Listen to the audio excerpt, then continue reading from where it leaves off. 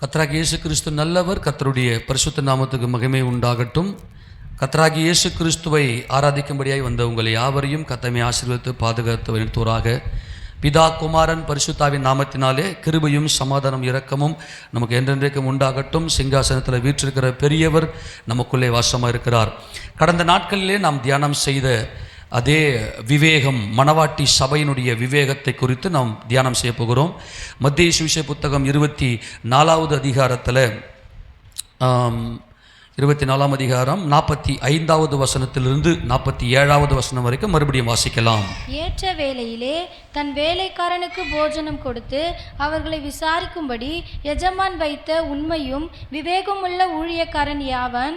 எஜமான் வரும்பொழுது அப்படி செய்கிறவனாக காணப்படுகிற ஊழியக்காரனே பாக்கியவான்.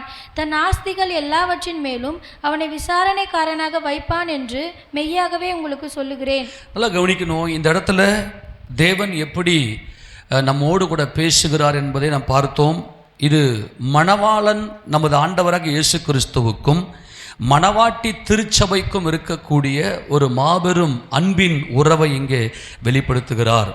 ஏற்கனவே பார்த்தோம், இந்த இடத்துல எஜமான் என்கின்ற அந்த வார்த்தை என்னன்னு சொல்லி பார்த்தோம் நம்ம, காத்திஸ்டேமி, அமேனா, காத்திஸ்டேமி என்கின்ற அந்த வார்த்தையை நாம் பார்த்தோம்.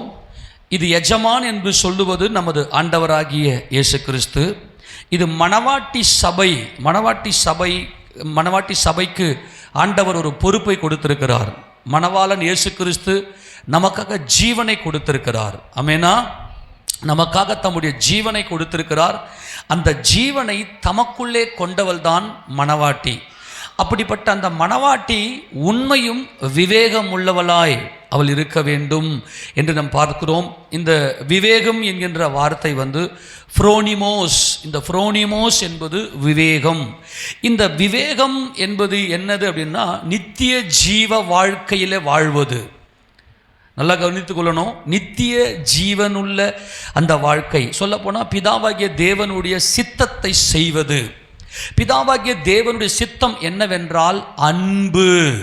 ஆமெனா, தேவனை நாம் அறிந்திருக்கிறோம் என்றால் நாம் அன்பிலே பரிபூர்ணப்பட்டவர்களாய் நாம் இங்கே காணப்பட வேண்டும்.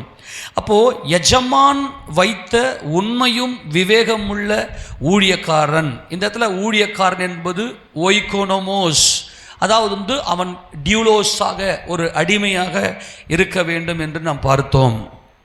ஆக அப்படி ஒரு உண்மையுள்ள ஒரு ஊழியக்காரனாக தன்னுடைய வீட்டார் மேலே, தன்னுடைய வேலைக்காரருக்கு ஏற்ற வேலையில் போஜனம் கொடுக்கிற அந்த போஜனம் என்பது கிறிஸ்துவினுடைய அன்பு, கிறிஸ்துவினுடைய அந்த ஜீவன்.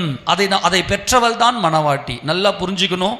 அந்த வசனத்தை நல்ல தியானம் செய்து, என்ன, கிறிஸ்துவானவர் வார்த்தையானவர். மணவாட்டி யார் என்றால் நமது ஆண்டவராகிய இயேசு கிறிஸ்துவை நல்ல தியானித்து தன் இருதயத்திலே தரித்து கொண்டவள். கர்த்தராகிய இயேசு கிறிஸ்துவை தன் இருதயத்திலே தரித்து கொண்டவள். அப்போ நம்ம இயேசு கிறிஸ்துவை நம்முடைய இருதயத்தில் தரித்து கொண்டால்தான் அன்பு நமக்குள்ளே பிறக்கிறது. ஆமெனா. கற்பனையின் பொருள் என்னவெனில், சுத்த இருதயத்திலும் நல் மனசாட்சியிலும் மாயமற்ற விசுவாசத்திலும் பிறக்கும் அன்பே. ஆக இந்த அன்பு எப்போ பிறக்குது அப்படின்னா, இயேசு கிறிஸ்து என் எஜமானன், அவர் என் மணவாளன், அவருடைய ஜீவனை எனக்காக கொடுத்திருக்கிறார் என்பதை விசுவாசிக்கிறவர்களே அடிமைகள், கிறிஸ்துவுக்கு அடிமைகளாக, ஒய்கோனோமோஸாக ஒரு நல்ல உக்கிரானக்காரன் உண்மை உள்ளவனாய் இருக்க வேண்டும் என்பது அவசியமாக இருக்கிறது. இந்த உலகத்துக்கு தேவனுடைய அன்பை எடுத்து காட்டக்கூடியவளே மணவாட்டி. ஆமெனா. அன்புதான் கிறிஸ்தவம். நல்லா கவனிங்க. அதுவும் எப்படிப்பட்ட அன்பு? இந்த விவேகம் என்பது எப்படிப்பட்டது அப்படின்னு நம்ம பார்த்தோம் அப்படின்னா, அது நித்திய ஜீவ வாழ்க்கையிலே வாழ்வது, கைமாறு கருதாமல், எந்த ஒரு எதிர்பார்ப்பும் இல்லாமல். நல்லா கவனிங்க. எந்த ஒரு எதிர்பார்ப்பும் இல்லாமல் தன் சகோதரர்களுக்காக தன் ஜீவனை கொடுக்கிற அன்புதான் அகாபே அன்பு. என் கணவனுக்காக, இதெல்லாம் கவனிக்கணும். அதை ஏற்கனவே பார்த்தோம் இல்லையா? என் கணவனை என் தேவன் எனக்காக கொடுத்திருக்கிறார். என் கணவனுக்காக நான் வாழ்வேன், என் மனைவியை என் தேவன் எனக்கு கொடுத்திருக்கிறார். சில பேர் என்ன பண்ணுவோன்னு, எனக்கு யாருமே தேவையில்லை, எனக்கு ஆண்டவர் மட்டும் போதும். அதெல்லாம் ஒரு அந்தகாரத்தின் ஆவி. அது தேவன் உறவுகளை நமக்கு கொடுத்திருக்கிறார். அந்த உறவில் நாம் பரிபூர்ணப்பட வேண்டியது அவசியமாக இருக்கிறது. அப்போ இந்த ஊழியக்காரன் உண்மையும் விவேகம் உள்ள ஊழியக்காரன். இந்த விவேகம் என்பது அது ஜெயங்கொண்டவர்கள், தங்கள் மாம்சத்தை ஜெயித்தவர்கள். ஆமென் சொல்லாமா? யார் அவங்க? தங்கள் மாம்சத்தை ஜெயித்தவர்கள். உலகம், பிசாசு, மாம்சத்தை ஜெயங்கொண்டவர்கள் தான் இந்த விவேகமுடையவர்கள். இவங்க தான் தேவனுடைய பிள்ளைகள். நல்லா புரிஞ்சு, இவங்க தான் தேவனுடைய பிள்ளைகள். இவங்க எப்படிப்பட்ட அன்பை கொடுக்க வேண்டும் என்றால், எந்த ஒரு கைமாறும் எதிர்பார்க்க மாட்டாங்க. ஒரே ஒரு சின்ன சுயம் கூட இருக்காது. நாம் செய்கிற அந்த வேலையில் எந்த ஒரு சுயமும் இருக்காது. நான் உனக்கு இதெல்லாம் செஞ்சேன் இல்லை, எனக்கு பதில் இதை செய் அப்படின்லாம் கேட்க மாட்டாங்க. தங்கள் சகோதரருக்காக தங்கள் ஜீவனையே பலியாக்குகிற ஒரு அன்பாக அது இருக்கும். ஆக இப்படிப்பட்டதான ஒரு தெய்வீக அன்புல நாம் வாழ்ந்து எல்லாருக்கும் நற்கிரியைகளை செய்து, தேவன் நம்ம எதற்காக அழைத்திருக்கிறார் என்றால், நற்கிரியைகளை செய்வதற்காக கிறிஸ்து இயேசுவுக்குள்ளாக தேவன் நம்மை மறுபடியும் சிருஷ்டித்திருக்கிறார். அந்த வசந்த வாசிங்க, எபேசியர் 2:10 வாசி பார்க்கலாம். எபேசியர் 2:10 வேகமா வாசிங்க. ஏனெனில் நற்கிரியைகளை செய்கிறதற்கு நாம் கிறிஸ்து இயேசுவுக்குள் சிருஷ்டிக்கப்பட்டு தேவனுடைய செய்கையாயிருக்கிறோம். அவைகளில் நாம் நடக்கும்படி அவர் முன்னதாக அவைகளை ஆயத்தம் பண்ணி இருக்கிறார். ஆமென் சொல்லுங்க. நற்கிரியைகள் நல்லா கவனிக்கணும். அதுதான் உண்மையும் விவேகமும் உள்ள ஊழியக்காரன், நல்ல உக்கிரானக்காரன், அன்பு. ஆமென் சொல்லுங்க. கிறிஸ்துவினுடைய அந்த அன்பு, கிறிஸ்துவை வெளிப்படுத்த, எனக்குள்ள கிறிஸ்து இருக்கிறார், கிறிஸ்துவுக்குள் நாம் சிருஷ்டிக்கப்பட்டிருக்கிறோம். இயேசு கிறிஸ்து என் பாவங்களுக்காக அவர் அடிக்கப்பட்டு சிலுவையில் மரித்து அடக்கம் பண்ணப்பட்டு 3வது நாளில் உயிர்த்தெழுந்து பிதாவாகிய தேவனுடைய வலது பாரிசத்திலே உட்கார்ந்திருக்கிறார் என்பதை விசுவாசிக்கிறவள் தான் மணவாட்டி. அந்த மணவாட்டி எப்படிப்பட்டவள் என்றால், நித்திய ஜீவனை உடையவள். இந்த நித்திய ஜீவனை தங்களுக்குள்ளே உடையவர்கள் தான் இந்த விவேகமாய் நடப்பார்கள். இந்த விவேகமாய் நடப்பது என்பது தேவனுடைய அன்பை வெளிப்படுத்துவது. ஆமென் சொல்லுங்க. அவர்கள் எப்படிப்பட்டவர்கள்? தேவனுடைய அன்பை வெளிப்படுத்துவார்கள். அந்த அகாபே, அந்த குடும்பத்தில் சண்டையே இருக்காது அப்படின்னு நம்ம பார்த்தோம். அதுக்கு நம்ம என்ன செய்யணும் என்பதை இப்போ நம்ம கொஞ்சம் கூர்ந்து கவனிக்க போகிறோம். இன்னொரு வசனத்தை வாசிங்க. யோவான் சுவிசேஷ நிருபம் 1வது நிருபத்தில் 5ஆம் அதிகாரம் 11-12 வசனங்களை வாசிக்கலாம். 1 யோவான் 5:11-12 வசனங்கள். தேவன் நமக்கு நித்திய ஜீவனை தந்திருக்கிறார். அந்த ஜீவன் அவருடைய குமாரனில் இருக்கிறது என்பது அந்த சாட்சியாம். குமாரனை உடையவன் ஜீவனை உடையவன், தேவனுடைய குமாரன் இல்லாதவன் ஜீவனில். இந்த விவேகம் உள்ளவர்கள் யார் என்றால் ஜீவன் உடையவர்கள். ஆமெனா. 4 ஜீவன்களை நாம் பார்க்கிறோம்.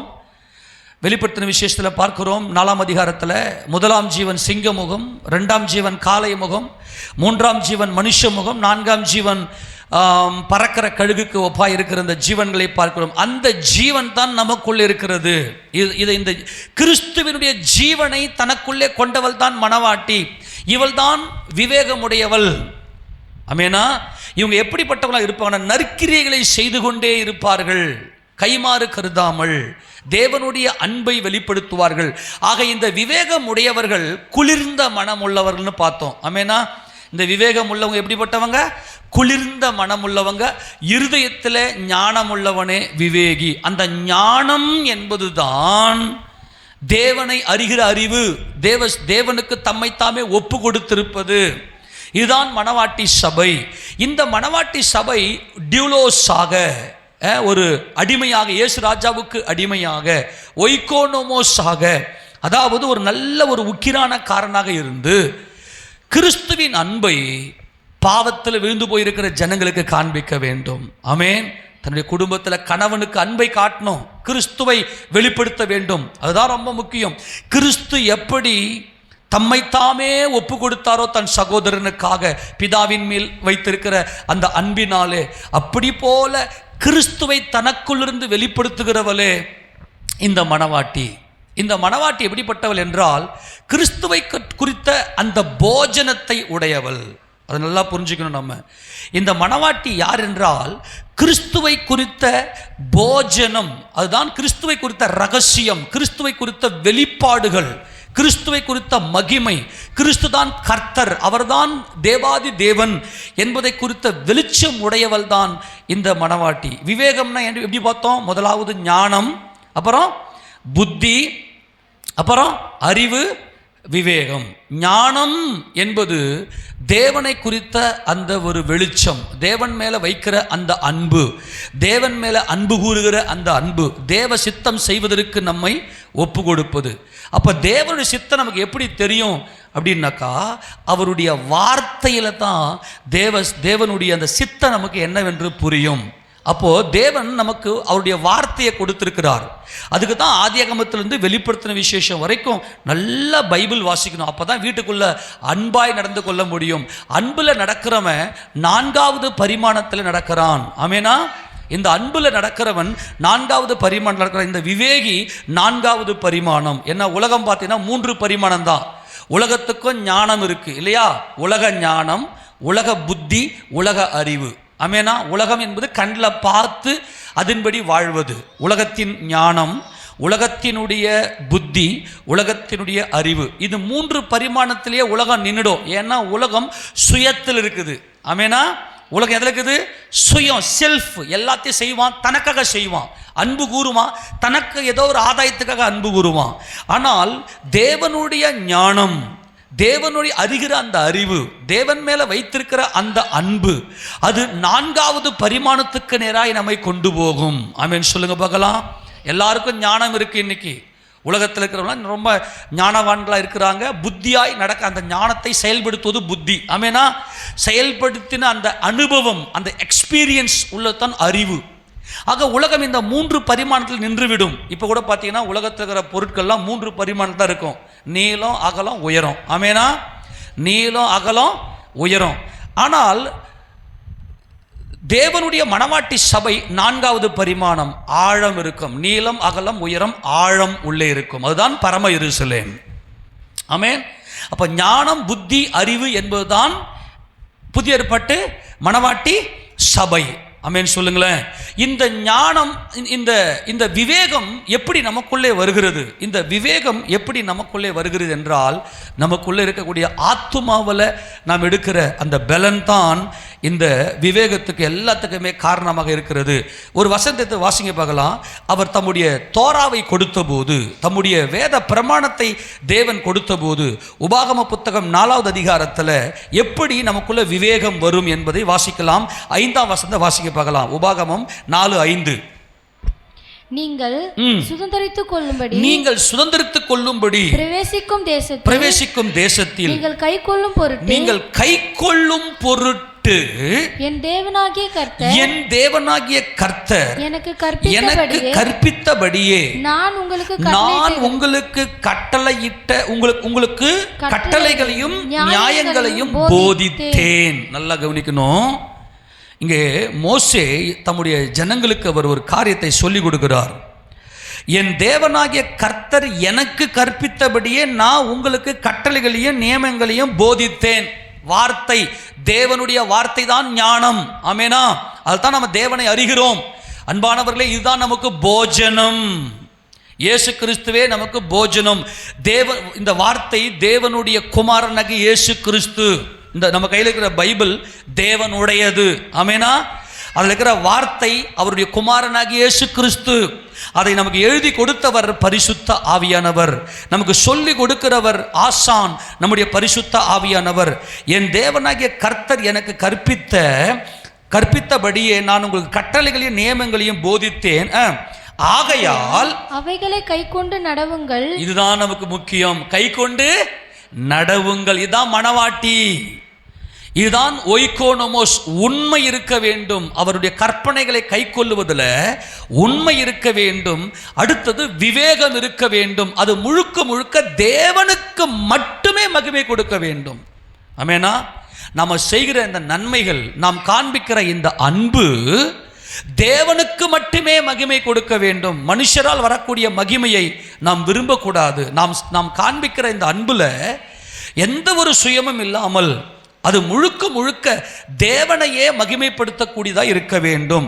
அப்ப இங்க சொல்றாரு பாருங்களேன், ஆகையால் அவைகளை கை கொண்டு நடவுங்கள், ஜனங்களின் கண்களுக்கு முன்பாகவும் இதுவே உங்களுக்கு ஞானமும் விவேகமுமாயிருக்கும். அல்லேலூயா. இதுதான் உங்களுக்கு விவேகம். என்னது? கர்த்தருடைய வார்த்தை தான் போஜனம். அவருடைய வசனம் தான் நமக்கு போஜனம். அழிந்து போகிற போஜனத்துக்காக அல்ல, நித்திய ஜீவன் வரைக்கும் நிலை நிற்கிற போஜனத்துக்காகவே கிரியை நடைப்பியுங்கள். அதை குமாரனாக இயேசு கிறிஸ்து உங்களுக்கு தருகிறார். அவரை பிதாவாகிய தேவன் முத்திரித்திருக்கிறார் என்று 6ஆம் அதிகாரம் 27ஆம் வசனம் யோவான் சுவிசேஷத்தில் வாசிக்கிறோம். எது நமக்கு விவேகம்? விவேகம் என்பது 4வது பரிமாணம். 4வது பரிமாணம் நல்லா புரிஞ்சுக்கணும். 4வது பரிமாணம் என்பது முழுக்க முழுக்க தேவனுடைய நாமத்துக்கு மகிமையாக வாழ்வது. அது அகாபே அன்பு. அன்பிலே வாழ்வது. அன்புதான் கிறிஸ்தவம். மனிதன் அன்பிலே பரிபூர்ணப்பட வேண்டும் என்பதற்காகத்தான் தேவன் நம்மை அழைத்திருக்கிறார். ஆமென் சொல்லாமா? அப்ப எதில் நாம் பரிபூர்ணப்பட முடியும் என்றால் போஜனத்தில், கிறிஸ்துவை பற்றின அந்த உபதேசத்தில். நல்லா கவனிக்கணும். ஜீவ அப்பம் நானே. இந்த வசனம்லாம் நம்ம பலமுறை பார்த்துருக்கிறோம். ஜீவ அப்பம் நானே என்று கர்த்தர் சொல்லுகிறார். அந்த ஜீவ அப்பமாகிய இயேசு கிறிஸ்துவினுடைய பாடுகளை, அவரை குறித்த ரகசியங்களை உடையவள் தான் மணவாட்டி. ஆக இந்த போஜனத்தை, கிறிஸ்துவை வெளிப்படுத்த வேண்டும். நம்முடைய அன்புல கிறிஸ்துவை வெளிப்படுத்த வேண்டும். இவள் தான் உண்மையான உக்கிரானக்காரன். ஆக இங்க தேவன் சொல்றாரு, ஞானமும் விவேகமுமாய் இருக்கும். அவர்கள் இந்த கட்டளைகளை எல்லாம் கேட்டு இந்த பெரிய ஜாதியே ஞானமும் விவேகம் உள்ள ஜனங்கள் என்பார்கள். உலகத்தில் இருக்கிற ஜனங்க என்ன சொல்லுவாங்களாம்? இந்த ஜனங்க ஞானமும் விவேகமும் உள்ள ஜனங்க, இந்த ஜனங்களுக்குள்ள தெய்வீகம் இருக்கிறது. ஏனென்றால் இவர்கள் விவேகமாய் நடக்கிறார்கள். விவேகம் என்றால் தேவனை மட்டுமே மகிமைப்படுத்தக்கூடிய. இப்போ சில பேர் பார்த்தீங்கன்னா, எப்பா எனக்கு தெய்வம் போல வந்தப்பா நீ. ஆமேனா? மற்றவங்க சொல்லுவாங்க, எனக்கு தெய்வம் போல வந்து காப்பாத்தன, எனக்கு தெய்வம் போல வந்து உதவி செய்த. இதுதான் விவேகம் உள்ள ஜாதி. இதுதான் புதிய ஏற்பாட்டு மணவாட்டி சபை. வெளியில் இருக்கிற ஜனங்க என்ன சொல்லுவாங்களாம், அல்லது மற்றவர்கள் என்ன சொல்லுவாங்களாம், இவங்க தான் ஞானமும் விவேகமும் உள்ள ஜனங்கள் அப்படின்னு சொல்லுவாங்க. ஆமென். இதுதான் மணவாட்டி. நமக்குள்ள இருந்து கிறிஸ்துவை வெளிப்படுத்த வேண்டும். நல்ல போஜனத்தை கொடுக்கணும் அப்படின்னா என்ன அர்த்தம்னா, இயேசு கிறிஸ்து எப்படி தம்மைத்தாமே ஒப்பு கொடுத்தாரோ அதுபோல மணவாட்டியானவள் தமக்குள்ளிருந்து தமது மணவாளனாகிய இயேசு கிறிஸ்துவை வெளிப்படுத்த வேண்டும். அப்போ இப்படிப்பட்ட இந்த ஞானமும் விவேகமும் உள்ள ஜனங்கள் புரிஞ்சுக்கணும். ஞானம் அப்படின்னா டைரக்டாக விவேகம் வந்துடும். ஏன்னா அதுக்குள்ள என்ன இருக்குன்னா, ஞானம் என்றாலே தேவனை மகிமைப்படுத்துகிற காரியம், தேவனை வெளிப்படுத்துவது. விவேகம் என்பது இந்த உலகத்தில் எந்த ஒரு கைமாறும் கருதாமல் ஒரு அகாபே அன்புல, பிரதிபலன் எதிர்பாராத அன்புல வெளிப்படுத்துவது. அப்படிப்பட்ட இந்த ஜனங்கள் 7ஆம் வசனத்தை வாசிங்களேன். நம்முடைய தேவனாகிய கர்த்தரை நாம் தொழுது கொள்ளுகிற போதெல்லாம் அவர் நமக்கு சமீபமாய் இருக்கிறது போல தேவனை இவ்வளவு சமீபமாய் பெற்றிருக்கிற வேறே பெரிய ஜாதி எது? நாம தொழுது கொள்ளுகிற போதெல்லாம், ஆண்டவரை நோக்கி ஆராதிக்கிற போதெல்லாம், கர்த்தரை நோக்கி கூப்பிடுற போதெல்லாம் கர்த்தர் நம்முடைய சமீபமாக இருக்கிறாராம். கரங்களுக்கு ஆமென் சொல்லாமா? எப்பெல்லாம் நம்ம கர்த்தரை நோக்கி கூப்பிடுறோமோ அப்பெல்லாம் நம்முடைய சமீபத்தில் வருகிறார். ஏன் அவர் நம்முடைய சமீபத்தில் வருகிறார்? நம்முடைய ஜபங்களுக்கு பதில் கொடுக்கிறார் என்றால் நாம் விவேகமுள்ள ஜாதி. ஆமெனா? விவேகமுடையவர்கள். நமக்குள்ள அகாபே அன்பு இருக்கிறது, அன்பிலே நாம் பரிபூர்ணப்பட்டிருக்கிறோம். அதனால் தான் தேவன் இங்கே சொல்றாரு, நீ என்ன பண்ணணும்னாக்கா ஏற்ற வேலையில் நீ போஜனம் கொடு. ஏற்ற வேலை போஜனம் கொடு என்றால் நமது ஆண்டவராகிய இயேசு கிறிஸ்துவினுடைய அன்பை உன்னுடைய கிரியையில காண்பி.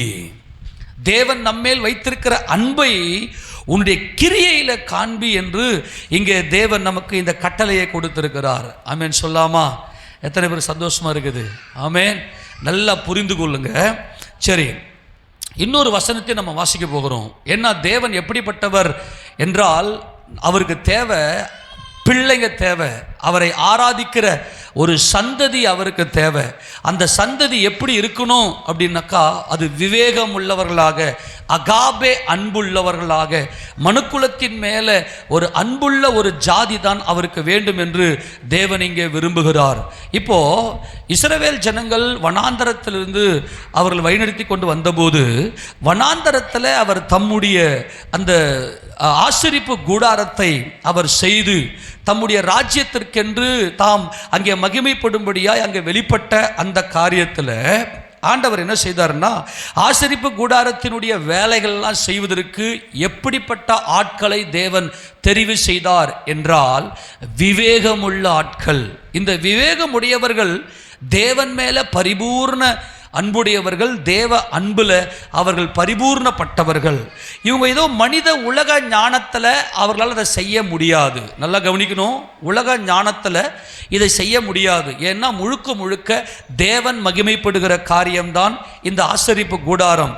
அப்போ ஆண்டவர் ஒரு கட்டளையை கொடுத்தார். ஏன்னா இவங்களுக்குள்ள வசனம் உள்ள இருக்குது. வசனம் தான் ஞானம். ஆமேனா? தேவனுடைய வசனம் தான் ஞானம். நல்லா டிஃப்ரெண்டாக புரிஞ்சுங்க.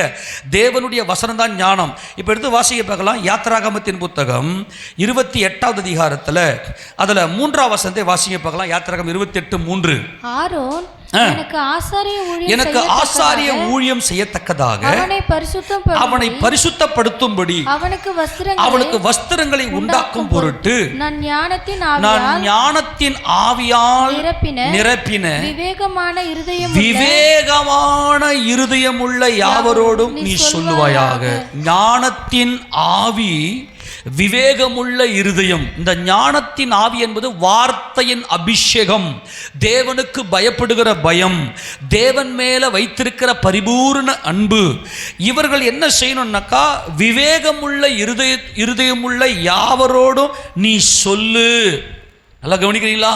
ஆசரிப்பு கூடாரத்தில் என்னுடைய வேலை செய்யும்படியா யார் வர முடியும்னா விவேகமுடையவர்கள். நல்லா கவனிங்க. தேவனை யார் முகமுகமாய் தரிசிக்க முடியும் என்றால் விவேகமுடையவர்கள். இந்த விவேகம் மணவாட்டி சபைக்கு மட்டுமே உண்டு. ஆமென். அவர்கள் நித்திய ஜீவனிலே வாழ்கிறவர்கள். தேவன் நமக்கு நித்திய ஜீவனை கொடுத்திருக்கிறார். இந்த பூமியிலேயே நித்திய ஜீவனிலே வாழ்கிறவர்கள் தான் இந்த விவேகிகள். செத்து பரலோகத்துக்கு போக போறேன்னு சொல்றவங்க அல்ல, அவங்க பரிபூர்ண அன்பிலே வாழ்கிறவர்கள், தேவ அன்பிலே வாழ்கிறவர்கள், நற்கிரியை செய்து கொண்டே இருப்பார்கள். அப்போ தேவனுக்கு யார் தேவை அப்படின்னா அன்புள்ளவர்கள் தான் தேவனுக்கு தேவை. அன்பிலே பயமில்லை. பூரண அன்பு பயத்தை புறம்பே தள்ளும். பயப்படுகிறவன் அன்பிலே பூர்ணப்பட்டவன் அல்ல என்று வேதம் நமக்கு சொல்லுகிறது. தேவன் நம்ம இடத்துல அன்பை எதிர்பார்க்கிறார். அந்த அன்பு கிறிஸ்துவுக்குள்ளே இருக்கிறது. கிறிஸ்துவை நாம் தரித்து கொள்ளும் போதுதான் அந்த அன்பிலே பரிபூர்ணப்பட முடியும். ஆக தேவனுடைய வேலை செய்யறதுக்கு விவேகம் தேவை.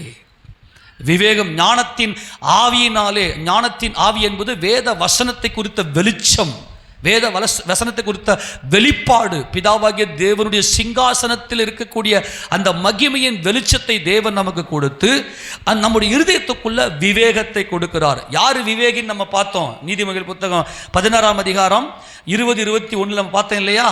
இருதயத்தில் ஞானம் உள்ளவனே விவேகி. ஆமேனா? அவன் தான் அன்பிலே பூர்ணப்பட்டவன். அவன் தான் கைமாறு கருதாமல் தன் சகோதரனுக்காக தன் ஜீவனையே பலியாக ஒப்பு கொடுக்கிறவன். தன் சகோதரனுக்காக தன் ஜீவனையே கொடுக்கிற அன்பிலும் பெரிதான அன்பு வேறொன்றும் இல்லை. ஆக இப்படிப்பட்ட தேவனை அறிந்த தேவ அன்பிலே பரிபூர்ணப்பட்ட இந்த ஆட்கள் தான் ஆசரிப்பு கூடாரத்தில் வேலை செய்ய வேண்டும். அவர்களை என்னுடைய ஞானத்தின் ஆவியினாலே நிரப்பி இந்த விவேகிகளை நான் வேறு பிரிப்பேன் என்று கர்த்தர் இங்கே சொல்லுகிறார். ஆக இந்த மணவாட்டி சபை எப்படிப்பட்டது என்றால், எனக்கு ஏதாவது ஆதாயம் கிடைக்குமா அப்படின்லாம் பார்க்காம என் கர்த்தர் மகிமைப்படுவாரா. ஏன்னா மனிதன் தேவ சாயல சிருஷ்டிக்கப்பட்டவன். எந்த மனுஷனையும் நம்ம கோபித்து கொள்ளக்கூடாது. யார் மேலே எது பகை இருக்கும்னா, யார் மேலே கசப்பு இருக்கும்னா, இன்றைக்கே பாவ அறிக்கை செய்து ஆண்டவரே என்னை மன்னிங்கப்பான்னு சொல்லி நீங்கள் ஏசப்பா சமூகத்துக்கு வருவீங்கன்னா, இன்றைக்கே நம்மை மன்னித்து நம்மை மறுரூபப்படுத்தி விவேகத்தை தேவன் நமக்கு கொடுப்பார். ஆக கர்த்தருக்கு சொல்லும்போது, எனக்கு ஆசாரிய ஊழியம் செய்கிற இந்த ஆரோனுக்கு நீ வஸ்திரம் செய்து மனித ஞானத்தில் செய்யக்கூடாது, உலக ஞானத்தில் செய்யக்கூடாது, அவன் தேவ ஞானத்தில் செய்யணும். எனக்கு ஊழியம் செய்ய நான் தான் கட்டளையிடுவேன். எந்த ஒரு மனிதனும் தன்னுடைய மாம்சீக ஞானத்தில் கர்த்தருக்கு ஊழியம் செய்து முன்னேறலாம் முடியாது. அது அவனுக்கு ஒன்றா பெருமையை கொடுக்கும். தேவனுக்கு ஊழியம் செய்ய தேவனால் மட்டும்தான் கூடும். ஆமெனா. நம்மை கொண்டு தேவன் மகிமைப்படுகிறார். அப்போ அந்த ஆவியினால அவர் நிரப்புகிறார். இப்போ அதே மாதிரி தான் 36ஆம் அதிகாரம் 1ஆம் வசனத்தை வாசிக்க பார்க்கலாம். யார் யாரெல்லாம் அழைக்கிறாரு பாருங்க பார்க்கலாம். 36:1. அப்பொழுது யாத்திராகம் 36:1 தானே? வாசி. அப்பொழுது பரிசுத்த ஸ்தலத்துக்கு திருப்பணிகளுக்கு அடுத்த சகல வேலைகளையும் கர்த்தர் கற்பித்தபடியெல்லாம் பெசலெயேலையும் அகோலியாபும் செய்ய அறியும்படிக்கு கர்த்தரால் ஞானமும் புத்தியும் பெற்ற விவேக இருதயமுள்ள மற்ற அனைவரும் செய்ய தொடங்கினார்கள். இந்த 4 காரியம் வந்துடும் வேதத்தில். அதில் எங்கேயோ ஒரு இடத்துல அப்படி கொஞ்சம் முன்ன பின்ன ஒன்று விட்டுருக்கோம். அப்போ நம்ம கூட ஜாயின் பண்ணி தெரிஞ்சுக்கணும். நம்ம இங்கே இந்த இடத்துல 3 வந்துருச்சா? என்னென்ன வருது சொல்லுங்க? ஞானமும் புத்தியும் பெற்ற விவேக இருதயம். அப்போ இங்கே எது விட்டு போயிருக்கு? அறிவு விட்டுருக்கு. அறிவு இருந்தால் தான் விவேகமே உள்ள வரும். ஆமேனா? அப்போ ஞானம், புத்தி, அறிவு என்கின்ற இந்த 3 இருந்தால்தான் விவேகம் உள்ளே வரும். இந்த விவேகம் மணவாட்டி சபைக்கு மாத்திரமே உண்டு, வெளியே உலகத்தில் கிடையாது. உலகத்தில் இருக்கிறவனும் ஞானத்தில் இருக்கிறான். நல்லா கவனிங்க. நம்முடைய மெய்யான போஜனம் எது என்றால் தேவனுடைய வார்த்தை. அந்த வார்த்தை தான் கிறிஸ்துவானவர். நாம் எல்லாரும் இரவும் பகலும் கிறிஸ்துவை தியானிக்கிறோம். அதுதான் இந்த கிறிஸ்துவை குறித்த தியானத்தின் ஆவிதான் ஞானத்தின் ஆவி, தேவ அன்பில் பரிபூர்ணப்படுகிற ஆவி. அப்போது நம்ம என்ன செய்கிறோம் அப்படின்னா, இப்போ உலகத்தை எல்லாம் என்ன பண்ணுறான்னா நல்லா சாப்பிடுவான். ஆமேனா? நல்லா சாப்பிட்டுட்டு எல்லாரையும் பகைப்பான். நல்லா சாப்பிட்டுட்டு நான் என் என்கின்ற உணர்வில் நல்லா சாப்பிடுவான். ஆனால் கிறிஸ்துவை குறித்த தியானம், தேவனை பற்றின வெளிச்சம், அவன் அதுக்கெல்லாம் எனக்கு தேவையே இல்லைன்னு சொல்லி விட்டு விலகிடுவான். ஆனால் நாம் ஒரு காலத்தில் அப்படி தான் தேவனை அறியாமல் இருந்தோம். ஆனால் இயேசு கிறிஸ்துவின் மூலமாய் தேவன் தமது அன்பை வெளிப்படுத்தி காண்பித்ததுமே நம்ம என்ன செய்தோம்னா, இந்த உலக சாப்பாட்டை விட்டுட்டு, ஏன்னா இவெல்லாம் தன்னை பெரிய ஞானின்னு என்றான். இப்போ கூட பாருங்கள் பகலாம், நம்ம நிறைய பேருக்கு நல்ல ஞானம் வேணும் அப்படின்னு என்ன பண்ணுவாங்க, நிறைய மூளைக்கு நல்ல வேலை செய்யக்கூடிய உணவெல்லாம் சாப்பிடுவாங்க நிறைய பேர். இப்போ கூட பாருங்கள், அவங்க சாப்பிட்ற சாப்பாடு தான் அவங்களுக்கு அறிவை பெருக்கும் இல்லையா? அப்போ ஒவ்வொரு மனுஷனும் உலக ஞானம், உலக புத்தி, உலக அறிவில் டெவலப் ஆகிறான். ஆனால் கிறிஸ்தவர்களாகிய நமக்கு ஒரு போஜனம் உண்டு. இந்த ஞானிகளுக்கும் போஜனம் உண்டு. இவங்க என்ன செய்வாங்கன்னா, நல்லா சாப்பிட்டுட்டு நல்ல இவங்களுடைய அறிவை, இவங்க புத்தியை பெருக்கி தங்களுக்கு பெருமை உண்டாக மற்றவர்களை பகைப்பார்கள். ஆனால் கிறிஸ்தவர்கள் மாத்திரம்தான் மெய்யான போஜனமாகிய இயேசு கிறிஸ்துவை இந்த வேத வசனத்தின் மூலமாக இரவும் பகலும் தியானித்து பலன் கொண்டு அந்த தேவ ஞானத்திலும் அந்த தேவ புத்தியிலும் அந்த தேவ அறிவிலும் விவேகமாய் செயல்படுவார்கள். ஆமென் சொல்லாமா? ஆக எப்பொழுதுமே ஆண்டவர் தம்முடைய ஊழியத்திற்கென்று இந்த விவேகிகளை அவர் வேறு பிரிக்கிறார். அவருக்கு தேவை அன்புள்ள, பரிபூர்ண அகாபே அன்புள்ள அப்படிப்பட்ட ஆட்கள் தான் தேவனுக்கு தேவை. அவர்கள் தான் தேவனுடைய பிள்ளைகள். இப்போ நல்லா கவனிங்க. மணவாட்டி சபையாக நாமும் உலகத்தில் உலக ஞானம், உலக புத்தி, உலக அறிவில் இருந்தோம். அங்கே விவேகம் கிடையாது. அங்கே அகாபே அன்புலாம் கிடையாது, அன்புல பரிபூர்ணலாம் கிடையாது, ஏமாத்துறாங்க. ஆனால் இப்போ நம்ம சபைக்குள்ளே வந்துட்ட பிற்பாடு இந்த உலக ஞானத்தை, மாம்ச ஞானத்தை பெருக்கக்கூடிய சாப்பாடை வெறுத்தோமா இல்லையா? ஆமேனா? சாப்பாடை வெறுத்துட்டு நம்ம என்ன பண்ணுறோம்? மெய்யான போஜனமாகிய தேவனுடைய வசனத்தின் மேல தாகம் கொண்டு இரவும் பகலும் புசித்து கொண்டே இருக்கிறோம். புசித்தல் அப்படின்னா என்னது? தியானித்தல். ஆமேனா? இந்த வேத வசனத்தை தியானித்தல் தான் புசித்தல். ஆக இந்த போஜனத்தை, கிறிஸ்துவை குறித்த இந்த அன்பை நமக்கு வெளிப்படுத்தி கொண்டே இருக்க வேண்டும். இந்த ரெண்டு ஞானம் தான் இன்னைக்கு நமக்குள்ள போராட்டத்தில் இருக்குது. இப்போ கூட பார்த்தீங்கன்னா நல்லா சாப்பிட்டோம்னா நல்லா உடம்பெல்லாம் கொழுப்பு ஏறி நல்ல தூக்கத்திலேயே இருப்போம். உண்மையா இல்லையா? நல்லா வசனத்தை தியானிக்கவே முடியாது. இன்றைக்கும் பெரிய பிரச்சனை எதுனா அந்த சாப்பாடு. ஏதேன் தோட்டத்தில் ஆரம்பிச்சது திருட்டு வேலை. ஆமேனா? இன்றைக்கி நம்ம சாப்பிட்ற சாப்பாடு எல்லாமே திருட்டு வேலை. ஆனால் தேவன் கிருபையாய் நமக்கு மன்னித்திருக்கிறார். முன்னாடி சாப்பாட்டுக்கே வாழ்ந்தோம். ஆனால் இன்றைக்கு இயேசு கிறிஸ்துவை ஏற்றுக்கொண்ட பிற்பாடு என்னுடைய இயேசு கிறிஸ்துவை தியானிப்பதற்காக நான் சாப்பிட்றேன். ஆமேன். முன்னாடி சாப்பாடு தான் வாழ்க்கையே. நம்மலாம் வேலை செய்யறதுக்கு கஷ்டப்படுறது எதுக்குப்பா? நல்லா சாப்பிட்றது தானேப்பா, நல்ல சாப்பாடு சாப்பிடுங்க அப்படின்லாம் நிறைய பேர் சொல்லுவாங்க. அப்படி சாப்பிட்டு ஒன்றும் இல்லாமல் வீணாக போகிறான். ஆனால் இன்றைக்கு இயேசு கிறிஸ்து என் ரட்சகர் என்று ஏற்றுக்கொண்ட பிற்பாடு நான் சாப்பிட்றதுக்காக வாழ, என் கர்த்தரை தியானிப்பதற்காக, நித்திய ஜீவனை எனக்குள்ளே நான் தரித்து கொள்வதற்காக இப்போ நான் சாப்பிட்றேன். இது பூர்ணம் ஆயிடுச்சுன்னா இந்த சாப்பாடு ஸ்டாப் ஆகிடும். ஆமேன். அப்போ மணவாட்டி சபையில் இருக்கக்கூடிய நாம எதை புசிக்கிறோம், எந்த ஞானத்தை புசிக்கிறோம், அதுதான் ரொம்ப முக்கியம். எந்த போஜனத்தை நாம் புசிக்கிறோம். இப்போ எடுத்து வாசிப்பகலாம். மத்திய 24:45 தொடர்ந்து வாசிப்பகலாம். மத்திய 24:45 ஏற்ற வேளையிலே தன் வேலைக்காரனுக்கு போஜனம் கொடுத்து அவர்களை விசாரிக்கும்படி எஜமான் வைத்த உண்மையும் விவேகமுள்ள ஊழியக்காரன் யாவன் எஜமான் வரும்பொழுது அப்படி செய்கிறவனாக காணப்படுகிற ஊழியக்காரனே பாக்கியவான். தன் ஆஸ்திகள் எல்லாவற்றின் மேலும் அவனை விசாரணைக்காரனாக வைப்பான் என்று மெய்யாகவே உங்களுக்கு சொல்லுகிறேன். அந்த ஊழியக்காரனோ பொல்லாதவனாய் இருந்து என் ஆண்டவன் வர நாள் செல்லும் என்று தன் உள்ளத்திலே சொல்லிக்கொண்டு தன் உடன் வேலைக்காரரை அடிக்க தொடங்கி வெறியரோடே புசிக்கவும் குடிக்கவும் தலைப்பட்டால் அந்த ஊழியக்காரன் நினையாத நாளில் அறியாத நாழிகையிலும் அவனுடைய எஜமான் வந்து அவனை கடினமாய் தண்டித்து மாயக்காரரோட அவனுக்கு பங்கை நியமிப்பான். அங்கே அழுகையும் பற்கடிப்பும் உண்டாய். நல்லா கவனிங்க. இவன் என்ன பண்றான்? நல்லா கவனிங்க. மணவாட்டி சபை கிறிஸ்துவை புசிக்கிறாள், போஜனத்தை புசிக்கிறாள். ஆனால் இதே சபையில் இருக்கிறவங்க என்ன பண்ண, இவங்க ஃபாஸ்டிங் உபவாசத்திலேயே இருந்து நீ ரெண்டுத்தையும் ஒன்னா ஈக்குவலா பண்ண முடியாது. இந்த ரெண்டு போஜனத்தையும் உனக்கு சரியாக கிடைக்காது. ஒன்று, நீ நல்லா மாம்ச பெருந்தினிக்காரனாக இருக்கணும். உலக ஞானம், அது உலக ஞானம். அவங்கள பார்த்தீங்கன்னா தன்னுடைய உடன் வேலைக்காரரை அடிக்கிறாங்க அப்படின்னு சொன்ன என்ன அர்த்தம்னா குறை சொல்லுவாங்க. அவங்க மற்றவங்களுடைய குறையே பார்த்துன்னு நல்லா தின்னுவாங்க. நல்லா தின்னு அவங்க என்ன பண்ணுறாங்கனாக்கா, அதாவது அந்த வசனம் தெளிவாக சொல்கிறார் ஏசப்பா, தன் உடன் வேலைக்காரரை அடிக்க தொடங்கி வெறியரோடே வெறியன், அவன் மாம்ச பெருந்தி நிற்காரன். அப்போ ஏசப்பா வருகையை பற்றி பேசும்போது அவர் என்ன சொன்னார் தெரியுமா? அவர் என்ன சொன்னார்? உங்கள் இருதயம் பெருந்திண்டினாலும் வெறியினாலும் லௌகிக கவலைகளினாலும் பாரமடையாதபடிக்கு எச்சரிக்கை அப்படின்னு சொல்லிட்டாரு. நல்லா டிஃப்ரெண்டாக புரிஞ்சுக்கணும். உலக ஞானம், உலக புத்தி, உலக அறிவு அப்படியே ஆப்போசிட். எப்பவுமே தேவனுக்கு ஆப்போசிட்டாக என்ன பண்ணுன்னா உலகம் செயல்படும். தேவ ஞானம், தேவ புத்தி, தேவ அறிவு, தேவனுடைய அந்த விவேகம். இந்த விவேகம் என்பது ஒரு ஆவிக்குரிய ஒரு உச்ச நிலைமை. இது பரிபூரணம். இந்த விவேகம் இது பரிபூரணம்.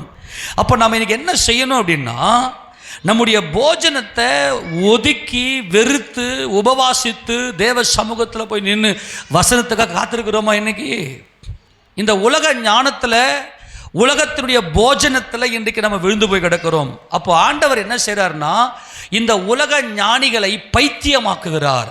உலக ஞானத்தை என்ன பண்ணுறாரு சொல்லுங்க? உலக ஞானத்தை என்ன பண்ணுறாரு? பைத்தியமாக்குறார். இன்னைக்கு சபையில் இருக்கக்கூடிய நாம் உலக ஞானிகளாக இருக்கிறோமா அல்லது தேவனுடைய விவேகியாக இருக்கிறோமா? தேவனுடைய விவேகியாக நாம் இருப்போமே ஆனால் உடன் வேலைக்காரரை அடிக்க மாட்டோம். மாறாக அவர்களுக்கு போஜனம் கொடுப்போம், கிறிஸ்துவை வெளிப்படுத்தி காண்பிப்போம். ஆமேனா? எனக்குள்ள இயேசு இருக்கிறார், உனக்காக நான் வாழ்கிறேன், உனக்கு நான் நன்மை செய்வேன் அப்படின்னு சொல்லி இவங்க என்ன பண்ணுறாங்கன்னா, கிறிஸ்துவை வெளிப்படுத்துகிறவளே மணவாட்டி. ஆமேனா? இன்னைக்கு உபவாச கூடுகைகள்லாம் நிறைய பேர் வரமாட்டாங்க. உபவாசம்லாம் பண்ண மாட்டார். தனிப்பட்ட வாழ்க்கையில் அவருக்கு உபவாசம் இருக்கணும். இவங்க என்ன பண்ணுறாங்கன்னா, தன்னோட உடன் வேலைக்காரரை அடித்து, சபையில் இருக்கிறவங்கள குற்றப்படுத்தி, வீட்டில் இருக்கிறவங்களாம் குறை சொல்லி, அவங்க என்ன பண்ண நல்லா சாப்பிடுவாங்க, நல்ல சுகபோகமாக சாப்பிடுவாங்க. அவங்களுக்கு எவ்வளவு வசனம் சொன்னாலும் புரியாது. ஆனால் மணவாட்டி யார்? அந்த ஒய்கோனோமோஸ் யார் என்றால், கிறிஸ்துவை வெளிப்படுத்துகிறவள், போஜனத்தை கொடுக்கிறவள். அந்த மெய்யான போஜனம் கிறிஸ்து. ஆமெனா? மணவாட்டி கிறிஸ்துவை வெளிப்படுத்துகிறவள். இப்போ இந்த ரெண்டு ஞானத்தை கர்த்தர் என்ன பண்றாருன்னா, இந்த உலக ஞானி என்ன தெரியுமா பண்ணுவான்? அவன் தனக்காக வாழ்வான். அப்படிப்பட்ட ஞானிகளை வெட்கப்படுத்தும்படித்தான் உலகத்தில் பைத்தியமாகி நம்மை தேவன் தெரிந்து கொண்டிருக்கிறார். ஆமெனா? இந்த உலக ஞானம், உலக புத்தி, உலக அறிவு இதை வெறுத்து கர்த்தர் நம்ம விசேஷம் தெரிந்து கொள்கிறார். அந்த வசந்த வாசிங்க பார்க்கலாம். 1 கொரிந்தியரின் புத்தகம் 1 கொரிந்தியரில் இந்த ஞானிகளை வெட்கப்படுத்தும்படியாக தேவன் எப்படி இந்த பைத்தியங்களை தெரிந்து கொண்டார் என்பதை 1வது அதிகாரத்தை திருப்பி கொள்ளுங்க பார்க்கலாம். 1 கொரிந்தியரின் புத்தகம் அதில் 1வது அதிகாரத்தில் எங்கிருந்து வாசிக்கும் தெரியுமா? 19 வாசி பார்க்கலாம். அந்தபடி ஞானிகளுடைய ஞானத்தை நான் அழித்து புத்திசாலிகளுடைய புத்தியை அவமாக்குவேன் என்று எழுதியிருக்கிறது. இந்த ஞானம், இந்த புத்தி எது? உலக ஞானம். நான் சொல்றது புரியுதா இல்லையா? உலக ஞானம், உலக புத்தி. இந்த ஞானிகளுடைய ஞானத்தை நான் அவமாக்கி புத்திசாலிகளுடைய புத்தியை என்ன பண்ணுவேன்? அவமாக்குவேன் என்று சொல்லி கர்த்தர் சொல்லுகிறார். ஞானி எங்கே? வேதபாரகன் எங்கே? இப்பிரபஞ்சத்து தர்க்க சாஸ்திரி எங்கே? இவ்வுலகத்தின் ஞானத்தை தேவன் பைத்தியமாக்கி விட்டார். ஆமென் சொல்லுங்க பார்க்கலாம். இந்த உலகத்தின் ஞானியை கர்த்தர் என்ன பண்ணிட்டாராம்? பைத்தியமாக்கிட்டார். இன்னைக்கு உலகத்தில் இருக்கிறவங்களாம் என்ன பண்றான் தெரியுமா? நல்லா சாப்பிடணும், அதுக்கு தான் ஓடிக்கிட்டே இருக்கிறான். நல்லா சாப்பிடணும், நல்லா ராஜ போஜனத்தை நான் புசிக்கணும், நான் நல்லா ஞானியாக இருக்கணும். இப்போ மனுஷன் ஓடுறதே, அவன் படுகிற பிரயாசம் எல்லாம், மனுஷன் படுகிற பிரயாசம் எல்லாம் அவன் வாய்க்காகத்தானே, அவன் மனதுக்கோ நிம்மதி இல்லை என்று வேதம் நமக்கு சொல்லுகிறது. இப்போ தேவன் என்ன பண்ணார்னா, இப்படிப்பட்ட இந்த ஞானி அவன் வயிற்றுக்காக ஓடுறான், அவன் போஜனத்துக்காக ஓடுறான், இவன் போஜனத்தை கொடுக்க மாட்டேங்கிறான்.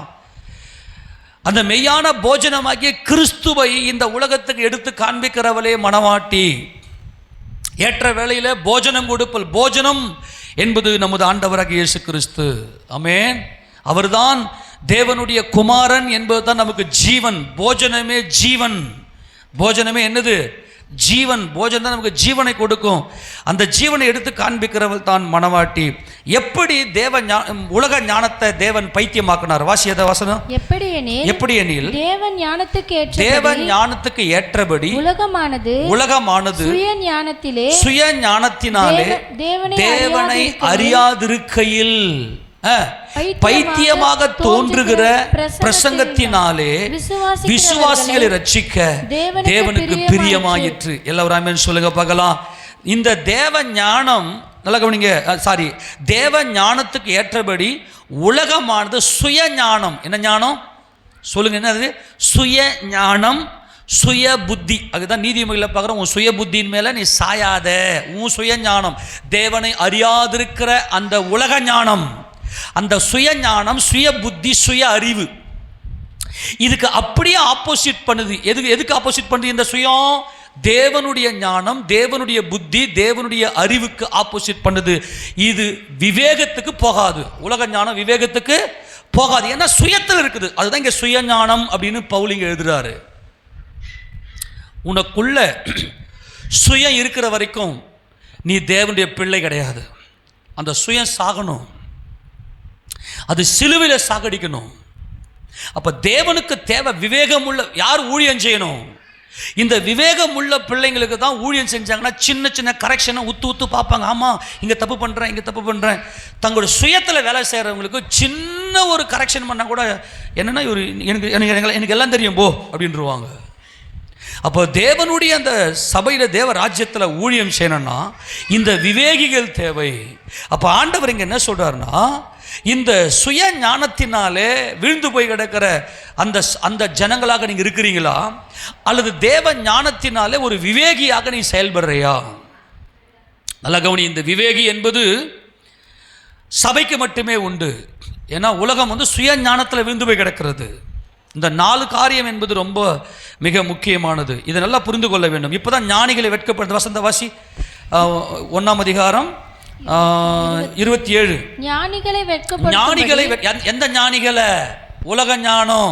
உலகம் எதுக்கு ஓடுது? தான் வயிற்றுக்காக உலகம் ஓடிக்கொண்டிருக்கிறது. எனக்கு நல்ல ராஜா சாப்பாடை நான் சாப்பிடணும். நீ ராஜா சாப்பாடு சாப்பிட்டு ஒரு நாள் ஒன்றும் இல்லாமல் தானே போகிற. இன்னைக்கு சபையில் வந்திருக்கிற நாம் வசனத்தை தியானிக்கிறோமா? பரலோகத்திலிருந்து வந்த இந்த ஞானமாகிய இயேசு கிறிஸ்து தான் என் இரட்சகர், அவரை இயேசு கிறிஸ்துவை வெளிப்படுத்துகிறோமா? அவர்தான் மெய்யான போஜனம், இயேசு கிறிஸ்து தான் ஜீவன் அப்படின்னு சொல்லி எல்லாருக்கும் கிறிஸ்துவை வெளிப்படுத்த வேண்டும். அவதான் மணவாட்டி, கிறிஸ்துவின் ஜீவனை உடையவளே மணவாட்டி. இப்போ எது ஜீவன்? போஜனமே ஜீவன். கிறிஸ்துவினுடைய உபதேசம் தான் போஜனம், கிறிஸ்துவின் உபதேசம் தான் போஜனம். அப்போ உலகத்தின் ஞானிகளை வெட்கப்படுத்தும்படி தேவன் உலகத்தில் பைத்தியமானவைகளை தெரிந்து கொண்டார். பலமுள்ளவர்களை வெட்கப்படுத்தும்படி தேவன் உலகத்தில் பலவீனமானவைகளை தெரிந்து கொண்டார். உள்ளவைகளை அவமாக்கும்படி உலகத்தின் இழிவானவைகளையும் அற்பமாய் எண்ணப்பட்டவைகளையும் இல்லாதவைகளையும் தேவன் தெரிந்து கொண்டார். மாம்சமான எவனும் தேவனுக்கு பெருமை பாராட்டாதபடிக்கு அப்படி செய்தார். அப்போ உலகத்தினுடைய ஞானம் பெருமையில விழுந்து போய் கிடக்குது. ஆமெனா? உலகத்தில் இருக்கிறவன்லாம் அன்பா இருக்கிறானா? அன்பா இருக்கிற மாதிரி காட்டுவான், நடிப்பான் இல்லையா? அவன்லாம் நடிக்கிறான், அன்பு இருக்கிற மாதிரி நடிக்கிறான். மனுஷனுக்குள்ள அன்பு இல்லை, அது அவனுக்கு பெருமையை கொடுக்குது. இந்த சுயம் பெருமைக்கு நேராய் கொண்டு போகும். இந்த சுய ஞானம், சுய புத்தி, சுய அறிவு மனிதனுக்குள்ள இப்போ நான் இப்போ இது கண்ணில் காண்கிறது. உலகம் என்றால் கண்ணில் காண்கிற இந்த ஞானம், இந்த புத்தி, இந்த அறிவு. ஆனால் தேவ ஞானம் என்பது விசுவாசத்தினாலே வருவது. அப்போ ஆண்டவர் என்ன செய்துட்டாருன்னா, உலகத்தில் இருக்கிற அப்படிப்பட்ட அந்த ஜனங்களை எல்லாம் வெட்கப்படுத்தும்படியாக பைத்தியமான நம்மை தெரிந்து கொண்டிருக்கிறார். ஆமென் சொல்லுங்களா? எல்லா காரணம் ஆமென் சொல்லாமா? நம்ம ஒருத்தனும் பெருமை பாராட்டாதபடிக்கு தேவனே இதை நமக்கு செய்தார். ஆக இயேசு கிறிஸ்து தான் அந்த ஞானம். எடுத்து தொடர்ந்து வாசி பார்க்கலாம். 30 வாசி. அந்தபடி நீங்கள் அவராலே கிறிஸ்து இயேசுக்குட்பட்டு இருக்கிறீர்கள், எழுதியிருக்கிறபடி மேன்மை பாராட்டுகிறவன் கர்த்தரை குறித்தே மேன்மை பாராட்டத்தக்கதாக அவரே தேவனால் நமக்கு ஞானமும் நீதியும் பரிசுத்தமும் மீட்புமானார். யாரே நமக்கு ஞானம்? இயேசுதான் அந்த ஞானம். ஆமென் சொல்லாமா? அவரே தேவனால் நமக்கு ஞானம், அதுதான் போஜனம், அதுதான் வார்த்தை, அதுதான் கிறிஸ்துவை பற்றின வெளிச்சம். அவரே தேவனால் நமக்கு ஞானமும் நீதியும் பரிசுத்தமும் மீட்புமானார். அவர்தான் நமக்கு மீட்பராக நமக்கு இருக்கிறார் என்பதை குறித்து இங்கே வெளிச்சத்தை போட்டு காட்டுகிறார். அப்போ நல்லா கவனிக்கணும். இந்த உலக ஞானம், கண்ணில் காண்கிற இந்த ஞானத்தை வச்சுக்கின்னு இன்றைக்கி உலகம் என்ன பண்ணுது? நல்லா காசு பணம் சம்பாதிச்சு ஓடிக்குது. ஆனால் இன்றைக்கி சபையில் இருக்கக்கூடிய மணவாட்டியானது தேவ ஞானத்தினாலே, அவங்க தான், அதுதான் விவேகம், அதுதான் கைமாறு கருதாத அகாபே அன்பில் பரிபூர்ணப்படுவது. இப்போ இந்த 2 ஞானத்துக்குள்ள ஒரு டிஃப்ரெண்ட்டாக ஆண்டவர் காட்டுறார். 2 ஞானத்துக்குள்ள ஒரு டிஃப்ரெண்ட் காட்டுறார். இது எப்படிப்பட்ட ஞானம்? உலக ஞானமா தேவ ஞானமா? அதாவது சுய ஞானமா தேவ ஞானமா? எடுத்து வாசிங்க பாருங்க. யாக்கோபினுடைய நிருபத்தில் 3வது அதிகாரத்தை, யாக்கோபு 1ஆம் அதிகாரம், யாக்கோபு 1வது அதிகாரம், 3ஆம் அதிகாரம் அல்ல, 1வது அதிகாரத்தில் அதில் எங்கே வாசிக்கணும்? 21 வாசிங்க பார்க்கலாம். 3ஆம் அதிகாரம் 3ஆம் அதிகாரம் 14 வாசிங்க. 3:14. யாக்கோபு 3:14. உங்கள் இருதயத்திலே 13 வாசி. 3:13 உங்களில் ஞானியும் விவேகியுமாய் இருக்கிறவன் எவனோ அவன் ஞானத்துக்கு உரிய சாந்தத்தோடு தன் கிரியைகளை நல்ல நடக்கையினாலே காண்பி. நல்லா கவனிச்சுக்க, ரொம்ப முக்கியமான சத்தியம். உங்களிலே சபையில் இருக்கக்கூடியவனே இப்ப சபைக்கு எழுதுகிறார் யாக்கோபு. எப்பா? ஞானம் விவேகம். ஞானம் என்பது தேவன், அவருடைய மகிமை, அவருடைய வெளிச்சம், கிறிஸ்துவை நம்முடைய இருதயத்துக்குள்ள தரித்திருப்பது, இதுதான் ஞான இருதயம். அப்படிப்பட்ட விவேகி அப்படின்னாக்கா அகாபே அன்பு, எந்த ஒரு கைமாறும் கருதாமல் நாம் கொடுக்கிற அன்பு அப்படி இருந்துச்சுன்னா உன் கிரியையில காட்டு. நான் அன்பா இருக்கிறேன், என்னை சர்ச்சுக்கு வரேன், இயேசு கிறிஸ்து ரட்சகர்னு சொல்லி சும்மா வாயில சொல்லி உட்காந்துருக்காத. உன் அன்புல காட்டு. உனக்குள்ள உலக ஞானம் இருக்குதா, தேவ ஞானம் இருக்குதா? தேவ ஞானம் உனக்குள் இருந்தால் நீ விவேகியா இருப்பாய். இந்த விவேகி என்பது போஜனத்தை கொடுப்பது, கிறிஸ்துவின் அன்பை தன் சகோதரனுக்கு கொடுப்பது. அவர்தான் போஜனம். ஆமெனா? யார் போஜனம்? இயேசுதான் போஜனம். மறுபடியும் 13 வாசி. உங்களில் ஞானியும் விவேகியுமாய் இருக்கிறவன் எவனோ அவன் ஞானத்துக்கு உரிய சாந்தத்தோடே தன் கிரியைகளை நல்ல நடக்கையினாலே காண்பிக்க. நல்ல நடக்கை நற்கிரியையில காட்டு. வேத வசனம் ஆதியாகமத்திலிருந்து வெளிப்படுத்தின விசேஷம் வரைக்கும் நல்லா இரவும் பகலும் கர்த்தருடைய வேதத்தில் நீ தியானமாகவே இருப்ப பாரு. இதுதான் நமக்கு மகிமையான காரியத்தை காண்பிக்கிறது. அதை நல்ல நடக்கையில் நீ காட்டு அப்படின்றாரு. இப்போ நல்லா கவனிங்க. இப்போ மேல் வசனத்தை இப்போ இந்த வசனம் இல்லை, இப்போ அந்த வசந்த வாசத்தை மறுபடியும் வாங்க. இது யாக்கோபு 1:20 வாசி பார்க்கலாம். 1:20. மனுஷருடைய கோபம் தேவனுடைய நீதியை நடப்பிக்க மாட்டாதே. அன்புக்கு முன்னாடி எல்லாமே அடிபணிஞ்சிரும். உண்மையா இல்லையா? அன்புக்கு முன்னாடி எல்லாமே என்ன ஆயிடும்? அடிபணிந்து விடும். கோபம், மனிதனுடைய கோபம் எதை நடப்பிக்க மாட்டாது? தேவ நீதியை நடப்பிக்க மாட்டாது. இப்போ நிறைய பேர் என்ன பண்ணுவீங்க அப்படின்னு சொன்னால், நிறைய பிரச்சனைகள் சொல்லுவாங்க. கோபத்தை காண்பிச்சு நிறைய போராட்டம் பிரச்சனை சொல்லுவாங்க. நல்லா கவனிங்க. நீ அன்பை காட்டிட்டேன்னு வச்சுக்க, நீ ஒரு விவேகம் உள்ள ஆள் அப்படின்னா ஆப்போசிட் ஆள் பேசவே மாட்டான். நான் சொல்றது நல்லா புரிஞ்சுக்கணும். நீ அன்பை காட்டிட்டேன்னா அப்படி அன்பு அப்படியே அடிப்படை. பயங்கரமான துஷ்ட மிருகங்கள் இருக்கு இல்லையா, சிங்கம், புலி, சிறுத்தை, இவைகள் எல்லாம் ஏன் மனுஷனை தாக்குது தெரியுமா? மனிதனுக்குள்ள விவேகம் இல்லை, அதாவது தேவ அன்பு இல்லை. தேவனுடைய சிருஷ்டியின் மேலே நமக்குள்ள ஒரு அன்பு வந்துடணும். இப்போ சாது சுந்தர் சிங் ஐயாலாம் நீங்கள் பார்த்தீங்கன்னா, சாது சுந்தர் சிங் ஐயா அவரெல்லாம் திபத்துக்கு போகும்போது காடுகள், அந்த மலைகள், அந்த குகைகள்லாம் இருக்கும்போது எத்தனையோ துஷ்ட மிருகங்கள் ஒரு பக்கத்தில் இருந்து படுத்துக்கின்னு அன்பாக படுத்துருந்துருக்கு. பயங்கரமான வலுசர்பங்கள்லாம் அவர் பக்கத்தில் படுத்திருந்திருக்கு. காரணம், அவருக்குள்ள விவேகம், அன்பிலே பரிபூர்ணப்பட்டவர் இந்த சாது சுந்தர் சிங். ஒரு முறை அவர் குகைக்கு போகும்போது இந்த பக்கம் ஒரு பயங்கரமான வலுசர்பம், இந்த பக்கம் ஒரு பயங்கரமான துஷ்ட சிறுத்தை. அவர் தூங்கி எழுந்து பார்க்குறாரு. இப்படி பரண்டு படுத்தா இங்கே பாம்பு இருக்குது, இந்த பக்கம் படுத்தா சிறுத்தை இருக்குது. எழுந்து தேவனை துதிச்சுட்டு கம்முன்னு எழுந்து போய் நேர்கிறார். அவர் சாது. அதான் விவேகம். இப்போ நல்லா கவனிங்க. இந்த அன்புக்கு முன்னாடி எல்லா சுயத்தையும் நொறுக்கிடும். இந்த அன்பு எதிரே இருக்கக்கூடிய எல்லா சுயத்தை அடிச்சு நொறுக்கும். அன்புக்கு முன்னாடி எதுவுமே எழுந்திருக்காது. தான் விவேகம். நல்லா கவனிக்கணும். பொன், வெள்ளி, வெண்கலம், இரும்பு. நல்லா கவனிக்கணும். பொன், வெள்ளி, வெண்கலம், இரும்பு. இப்ப தானியேலுக்கு ஆண்டவர் இந்த ரகசியத்தை வெளிப்படுத்தி காண்பிக்கிறார். 4 ராஜ்யம். நல்லா கவனிக்கணும்.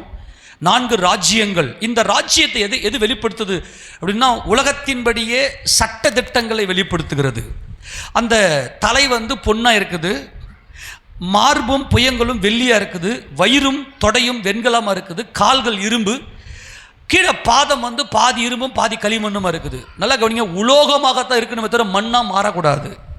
ஆக இந்த களிமண் ராஜ்யம் இருக்கும்போது தான் கர்த்தர் இந்த ராஜ்யத்தை அழிக்க போறார். நல்லா கவனிக்கணும். இந்த பொன் என்பது ஞானம். பொன் என்பது ஞானம். வெள்ளி என்பது புத்தி. வெண்கலம் என்பது அறிவு. இரும்பு என்பது விவேகம். இரும்பு என்ன செய்யணும்? எல்லாத்தையும் அடிச்சு நொறுக்கும். ஆமேனா? இரும்பு என்ன செய்யும்? எல்லாத்தையும் அடிச்சு நொறுக்கிடும். இரும்புக்கு முன்னாடி எந்த சுயமும் எழுந்திருக்காது. நல்லா கவனிக்கிறீங்களா? இரும்புக்கு முன்னாடி எந்த சுயமும் எழுந்திருக்காது. உன் நடக்கையில் நீ காட்டிட்டேன்னா உனக்கு விரோதி யார்? கர்த்தர் உன் பட்சத்தில் இருப்பாரே, ஆனால் உனக்கு விரோதி யார்? இங்க எல்லாரும் விரோதத்தை காட்டுற. மனிதனுக்குள்ள விரோதம் இருக்கக்கூடாது அன்பானவர்களே. இப்ப நம்மெல்லாம் யாருன்னா இரும்பு. நம்மெல்லாம் யாருங்க? இரும்பு தான் இந்த அன்பு. இந்த அன்பில பரிபூர்ணப்படுகிற விவேகம். மனிதனுடைய கோபம் தேவ நீதியை நடப்பிக்க மாட்டாது. இப்ப நல்லா கவனிங்க. இப்போ பாபிலோன் ராஜா தான் அந்த பொன், மேதிய பெர்சியா தான் அந்த வெள்ளி, கிரேக்க சாம்ராஜ்யம் தான் அந்த வெண்கலம், ரோம சாம்ராஜ்யம் தான் இரும்பு. ஆமேனா? அதுக்கப்புறம் இன்னொரு சாம்ராஜ்யம் கிடையாது. இப்போ வரப்போற இந்த சாம்ராஜ்யம் கூட இந்த ரோம சாம்ராஜ்யத்தினுடைய டெவலப்மெண்ட், மறுபடியும் எழும்புகிற இந்த ராஜ்யம் தான் ரோம சாம்ராஜ்யம், தவிர இன்னொரு ராஜ்யம் வராது. இப்போ நல்லா கவனிங்க, ரோம சாம்ராஜ்யம் ஏன் பயங்கரமான இரும்புக்கு ஒப்பிடுறாங்க அப்படின்னா, இந்த ரோமர்கள் ஆட்சி செய்யும் போது எப்படி இவங்க ஆட்சி செஞ்சாங்கன்னா கடுமையான சட்டதிட்டங்களை எல்லாம் கொடுத்து ஆட்சி பண்ணாங்க. இப்போ சிலுவை மரணம் என்பது உலகத்திலேயே பயங்கர கொடுமையான தண்டனை. இந்த சிலுவை மரணத்தை கொண்டு வந்தது யாருன்னா ரோமர்கள். ஆமேனா? அரசாங்கத்துக்கு விரோதமாக எந்த ஒரு சுயமும் எழுந்து ஆடக்கூடாது. எழுந்துனா ஒரு சிலுவையில் கொடுமையாக அடிச்சு ஆணி அடிச்சு சாவடிப்போம். கொஞ்சம் கொஞ்சமாக உயிர் போகிற அணுவாய் செத்து சாகிற ஒரு மரணம் தான் சிலுவை மரணம். அப்போ ரோமர்கள் என்ன பண்ண, கடுமையான சட்டங்களை போட்டு எல்லா மனுஷரையும் அடக்கினார்கள். இந்த விவேகம் என்பதுதான் இரும்பு. நல்லா கவனிக்கணும். ஞானம் என்பது பொன், புத்தி என்பது வெள்ளி, அறிவு என்பது வெண்கலம், விவேகம் என்பது இரும்பு. அல்லேலூயா சொல்லாமா? இயேசு ராஜா இரும்பு. ஆமெனா? இயேசு யாரு? அவருக்கு முன்னாடி எந்த ஒரு சுயமும் எழுந்திருக்க முடியாது. அவர் அன்பின் சொரூபி, அன்பில் பரிபூர்ணப்பட்டவர். அப்போ மணவாட்டி சபை அதே இரும்பாக உனக்கு முன்னாடி ஒரு விரோதி எழுந்துக்கவே மாட்டார். சுயம் எழுந்துக்க கூடாது. அப்போ உன் நற்கிரியில காட்டு உன் ஞானம், விவேகம். ஞானம் என்பது தேவன், விவேகம் ஞானம் என்பது தேவ அன்பு, விவேகம் என்பது மனித அன்பு. அவ்வளவுதான். இதுக்கிடையில புத்தியும் அறிவும் உள்ளே இருக்கிறது. ஆமெனா? அப்ப ஞானம், புத்தி, அந்த விவேகம்னாவே தேவ அன்பிலே பரிபூர்ணப்பட்டு விட்டோம். நல்லா புரிஞ்சு போச்சா? இப்ப 4 உலோகம் இப்போ இயேசு கிறிஸ்து எந்த நேரத்தில் இந்த உலகத்துக்கு வந்து இந்த உலக ராஜ்யங்களை அழிக்க போறார் அப்படின்னா, இந்த களிமண், இரும்பும் களிமண்ணும் மிக்ஸ் கலக்கமா? இரும்பு வந்து ஒரு உலோகம். ஆமெனா? இரும்பு வந்து உலோகம், களிமண்ணோடு இந்த இரும்பு கலக்கமா? இது மண்ணு. அப்போ இந்த மனிதன் ரொம்ப கீழ்த்தரமாக போயிருப்பான், அவன் மண்ணா போயிட்டு இருப்பான். அதுதான் அந்தி கிறிஸ்துவனுடைய ஆளுகை. அப்பதான் கிறிஸ்து வந்து என்ன பண்றாரு? அடிக்கிறார். அப்ப தேவனுக்கு என்ன தேவைன்னா, இரும்புக்கு முன்னாடி எதுவுமே நிற்க முடியாது. உண்மையா இல்லையா? இரும்புக்கு முன்னாடி எதுவுமே நிற்க முடியாது. அப்ப என்ன பண்ண? எல்லாத்தையும் அடிச்சு நொறுக்கணும். அப்ப அன்புக்கு முன்னாடி எதுவுமே நிற்காது. இப்ப கர்த்தர் சொல்றாரு, இப்ப ரெண்டு நல்லா கவனிங்க, 2 ஞானம். உன் சுய ஞானமா அல்லது தேவ ஞானமா?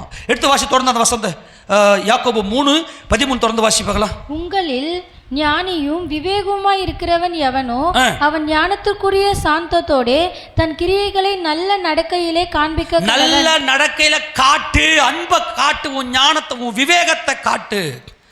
ஞானம் என்பது தேவ அன்பும், விவேகம் என்பது தேவனுக்குள்ள மனித அன்பும். உங்கள் இருதயத்திலே கசப்பான வைராக்கியத்தையும் விரோதத்தையும் வைத்தீர்களானால் நீங்கள் பெருமை பாராட்டாதிருங்கள். பெருமை, சுயம்தான் பெருமை. இன்னைக்கு மனுஷெல்லாம் நல்லா சாப்பிட்டுட்டு, இன்னைக்கு சபை என்ன பண்றது? நல்லா சாப்பிட்டுட்டு மாம்சத்தை பெருக்கி தேவனுக்கு விரோதமாய் கிரியை செய்து கொண்டிருக்கிறது, பெருமையில இருக்கிறது. ஆனால் கர்த்தர் சொல்றாரு, நீங்கள் பெருமை பாராட்டுங்கள், சத்தியத்துக்கு விரோதமாய் பொய் சொல்லாமலும் இருங்கள். இப்படிப்பட்ட ஞானம் பரத்திலிருந்து இறங்கி வருகிற ஞானமாய் இராமல் லௌகீகம்னா உலகம். நல்ல கவனி, என்னது லௌகீக நல்ல கவனிங்க, லௌகீக சம்பந்தமானதும் ஜென்ம சுபாவத்துக்கும் உரியதும் பேய்த்தனத்துக்கு அடுத்தது. அதை மூடு, வாட்டர் பாட்டில் மூடு. நல்லா கவனிங்க, இது என்னது? லௌகீகம், ஜென்மம், பேய். நல்லா கவனி, 2 ஞானம். இன்னைக்கு சண்டை பகையெல்லாம் காட்டுறீங்க இல்லையா? அது என்னது? உலக ஞானம். எல்லாரும் சொல்லு. இந்த பைபிள் வசனத்தை தியானிக்காமல், இந்த போஜனமாகிய இயேசு கிறிஸ்துவை தியானிக்காமல், வேத வசனத்தை தியானிக்க இன்னைக்கு சபை என்ன பண்ண? வேதத்தை ஆராய்ச்சி பண்ணல. வேதத்தை உட்காந்து ஆராய்ச்சி பண்ணணும் அப்படின்னா பேய் உள்ள இருக்குது உங்களுக்குள்ள. அதை தான் சொல்றீங்க. அது லௌகீகம். லௌகீகம் என்பது உலகம், ஜென்ம சுபாவம், மாம்சம், பிசாசு. இது இங்க கொண்டு வந்துட்டாரு பாருங்க. அந்த வசந்த வாசி 15 வசனம். இப்படிப்பட்ட ஞானம் பரத்திலிருந்து இறங்கி வருகிற ஞானமா இராமல் லௌகீகம் என்றால் உலகம், இந்த சுயம், இந்த ஞானம். ஆனால் பரத்திலிருந்து இறங்கி வருகிற ஞானம் தான் இயேசு கிறிஸ்து. இது நல்லா டிஃபரெண்டா புரிஞ்சுக்கணும். இன்னைக்கு இந்த உலக ஞானம் 3 தான். உலக ஞானம், உலக அறிவு, உலக புத்தி. உலக புத்தி, உலக அறிவு, அதாவது சுய ஞானம், சுய புத்தி, சுய அறிவு. அங்கே விவேகம் கிடையாது. விவேகம் என்றால் மனிதன் மேல் அன்பு. தேவனே நீ அறியலை, எங்கேருந்து உனக்கு அன்பு இருக்கும்? அப்போ இப்படிப்பட்ட ஞானம் பேய்ன்ற லௌகீகம், ஜென்ம சுபாவம் பேய்தனத்துக்கு அடுத்ததுமா இருக்கிறது. வைராக்கியமும் விரோதமும் எங்கே உண்டோ அங்கே கலகமும் சகல துர்ச்செய்களும் உண்டு. எங்கெல்லாம் வைராக்கியம் வச்சு மனுஷங்க மேல வைராக்கியம் வைப்பாங்க. கவனிங்க, இதுதான் இன்னைக்கு சபை ஏன் இன்னைக்கு சோரமார்க்காம போயிருச்சுன்னா, இன்னைக்கு பகை வந்துருச்சு சபைக்குள்ள பகை. ஏன்னா பரத்திலிருந்து வருகிற ஞானத்துக்கு நேராக போகல. வசனத்தை, தேவகுமாரனாகிய இயேசு கிறிஸ்துவை இவர்கள் ஆராய்ந்து பார்க்கவில்லை. இவங்க தேவ ஞானத்துக்குள்ளாக போகாம உலக ஞானத்துக்குள்ள போயிட்டாங்க. உலக அறிவில் பெருகிருச்சு. இப்ப சொல்லுங்க, இப்போ பரத்திலிருந்து வருகிற ஞானமோ முதலாவது சுத்தம். நல்லா கவனிங்க, இங்க 7 இருக்கும், 7 காரியங்கள் இருக்கும். ஞானமானது தன்னுடைய 7 தூண்களை சித்தரித்து அது என்ன பண்ணுது, எல்லாரையும் கூப்பிடுது. அப்படி நீதிமொழிகள் 9 வாசிக்கிறீங்க இல்லையா? அந்த 7 தூண் இங்க தான் இருக்கு. பரத்திலிருந்து வருகிற ஞானமோ 7 தூண். முதலாவது சுத்தம், பின்பு சமாதானம், 2 என்னது சமாதானம், 3வது சாந்தமும் இணக்கமும். இது 2 சேர்ந்தது தான் இந்த ஞானம். நல்லா கவனிங்க, நீ வேதத்தை ஆராய்ந்து பார்க்கும்போது, நீ கிறிஸ்துவை ஆராய்ச்சி செய்து கிறிஸ்துவனுடைய அந்த ஜீவனை நீங்கள் புசிக்கும் போது நமக்குள்ள என்ன கிடைக்குதுன்னா சாந்தமும் இணக்கமும். சாந்த குணம் என்பது கிறிஸ்துவின் குணாதிசயம். அந்த சாந்தம் வந்துருச்சுனாவே உன் சகோதரனுக்கு நீ இணங்கிடுவ. இணங்குற அப்படின்னா உனக்குள்ள சாந்தம் இருக்குன்னு அர்த்தம். சாந்தம் இல்லாம நீ இணங்க முடியாது. நீ இணங்காம சாந்தம் உனக்குள்ள வராது. ஆக இந்த சாந்தமும் இணக்கம் என்பது ஒன்றாயிடும். ஆக இது 3, சாந்தம் இணக்கமும் 3. அப்புறம் இரக்கம் என்பது 4, நற்கனி என்பது 5, நிறையத்தக்கதாயும் நிறைந்ததாயும் பட்சபாதம் இல்லாததாயும் மாயமற்றதாம். இந்த 7 தூண் என்பதுதான் தேவனிடத்திலிருந்து இறங்கி வந்த தேவ ஞானம். ஆமென் சொல்லுங்க பார்க்கலாம். என்ன ஞானம்? தேவனுடைய ஞானம். இதுதான் தேவன் நமக்கு கொடுத்திருக்கிற மாபெரும் கிருபை. ஆக இந்த விவேகம் நமக்குள்ள இருக்குமே ஆனால், இந்த விவேகிகள் என்ன செய்வாங்கன்னா, எந்த ஒரு சுயமும் எந்த ஒரு பிரச்சனையுமே அங்கே இருக்காது. நான் இப்போ முடிக்க போகிறேன். இப்போ இதை மட்டும் புரிந்து கொள்ளுங்க, இதை மட்டும் நல்லா புரிந்து கொள்ளுங்க. இன்னைக்கு நிறைய பேர் பிரச்சனையை நீ சொல்கிறல்ல, பிரச்சனையை நீ எடுத்து சொல்கிறதுக்கு காரணம் என்னென்னா, இந்த பரத்திலிருந்து வருகிற ஞானம் இல்லாமல் நீ லௌகீக ஞானத்தில் இருக்கிற, நீ ஜென்ம சுபாவத்தில் இருக்கிற பேய்தனம் உனக்குள்ள இருக்குது. பிரச்சனையை சொல்கிறவங்களாம் யாருங்க? லௌகீகமானவங்க, ஜென்ம சுபாவத்தை உடையவங்க, அப்புறம் பேய்தனத்துக்கு உள்ளானவர்கள். ஆனால் பரத்திலிருந்து வருகிற தேவ ஞானத்தில் இருக்கிறவர்கள், அவங்களுக்கு முன்னாடி எந்த சுயமும் உள்ளே இருக்காது. ஆமேனா? சொல்ல புரிஞ்சு போச்சா இல்லையா? இப்போ எல்லாம் கவனிங்க, நமது ஆண்டவராக இயேசு கிறிஸ்து இந்த பூமியில் 1000 வருட அரசாட்சியை ஸ்தாபிக்க போகிறார். இந்த 1000 வருட அரசாட்சியில் தேவ ஞானம் மட்டுமே உயர்ந்திருக்கும். இரும்பு கரம் கொண்டு இயேசப்பா ஆட்சி செய்ய போறார். ஆமேனா இல்லையா? இரும்பு கரங்கொண்டு என்பது விவேகம், தேவ ஞானம். அப்போ இயேசு ராஜாவுக்கு முன்னாடி எந்த ஒரு மனிதனும் நான் எழுந்துக்க மாட்டான். உடனே போய் அடிச்சு நொறுக்கி தேவ அன்பை எடுத்து அவனுக்கு கொடுப்பார். ஆமேனா? அப்போ இயேசு ராஜாவுடைய வரப்போற இந்த 1000 வருட அரசாட்சி என்ன ஆட்சி? அது இரும்பு கரம் கொண்டு ஒடுக்குவார். ஆமேனா? எல்லாரும் ஆமேன் சொல்லாமா? நல்லா கவனிங்க. அப்போ ஏசப்பாவுடைய அரசாட்சி 1000 வருட அரசாட்சி இப்போ நம்மளை எதுக்கு ஆயத்தப்படுத்துறதுன்னா விவேகம். அந்த 1000 வருட அரசாட்சி விவேகம் உள்ள அரசாட்சியாக, தேவனுடைய அன்பிலே பரிபூர்ணப்பட்ட அரசாட்சியாக இருக்கும். எடுத்து வாசிங்க பார்க்கலாம். சங்கீதம் 2ஆம் சங்கீதத்தில் கர்த்தராகிய இயேசு கிறிஸ்துவினுடைய அந்த 1000 வருட அரசாட்சியில் அவர் என்ன செய்வார்? வாசிங்க போலாம். 6லிருந்து தொடர்ந்து வாசிங்க. நான் என்னுடைய பரிசுத்த பர்வதமாகிய சீயோன் மீதில் என்னுடைய ராஜாவை அபிஷேகம் பண்ணி வைத்தேன் என்றார். தீர்மானத்தின் விவரம் சொல்லுவேன். கர்த்தர் என்னை நோக்கி, நீர் என்னுடைய குமாரன், இன்று நான் அவர் அன்பிலே பரிபூர்ணப்பட்ட தேவகுமாரன். அல்லேலூயா. அவர்தான் ஞானம், அப்படின்னா அவர்தான் விவேகம். முதலாவது தேவ அன்பும் தேவனுக்குள்ள மனித அன்பும் காண்பித்த குமாரன். அப்ப குமாரன் சொல்லுகிறார், நீர் என்னுடைய குமாரன், இன்று நான் ஜனிப்பித்தேன். கேளும், என்னை கேளும், அப்பொழுது ஜாதிகளை உமக்கு சுதந்திரமாகவும் பூமியின் எல்லைகளை உமக்கு சொந்தமாகவும் கொடுப்பேன். இரும்பு கோலால் அவர்களை நொறுக்கி குயக்கலத்தை போல் அவர்களை உடைத்து போடுவீர் என்று சொன்னார். அப்ப இந்த இயேசு ராஜாவுடைய அன்புக்கு முன்னாடி, தேவ அன்புக்கு முன்னாடி எந்த ஒரு சுயமும் எழுந்திருக்காது. இதான் விவேகம். ஆமெனா? எத்தனை பேருக்கு இன்னைக்கு இரும்பின் அந்த கரம் இருக்கிறது, அது அன்பு. இந்த அன்புக்கு முன்னாடி எதுவுமே எழுந்திருக்கு, தேவ அன்புக்கு முன்னாடி எதுவுமே எழுந்திருக்கு. இதுதான் மனவாட்டி. இந்த அன்புக்கு முன்னாடி நீ போஜனத்தை கொடுத்து கொண்டே இருப்ப. ஒய்கோனோமோஸ்.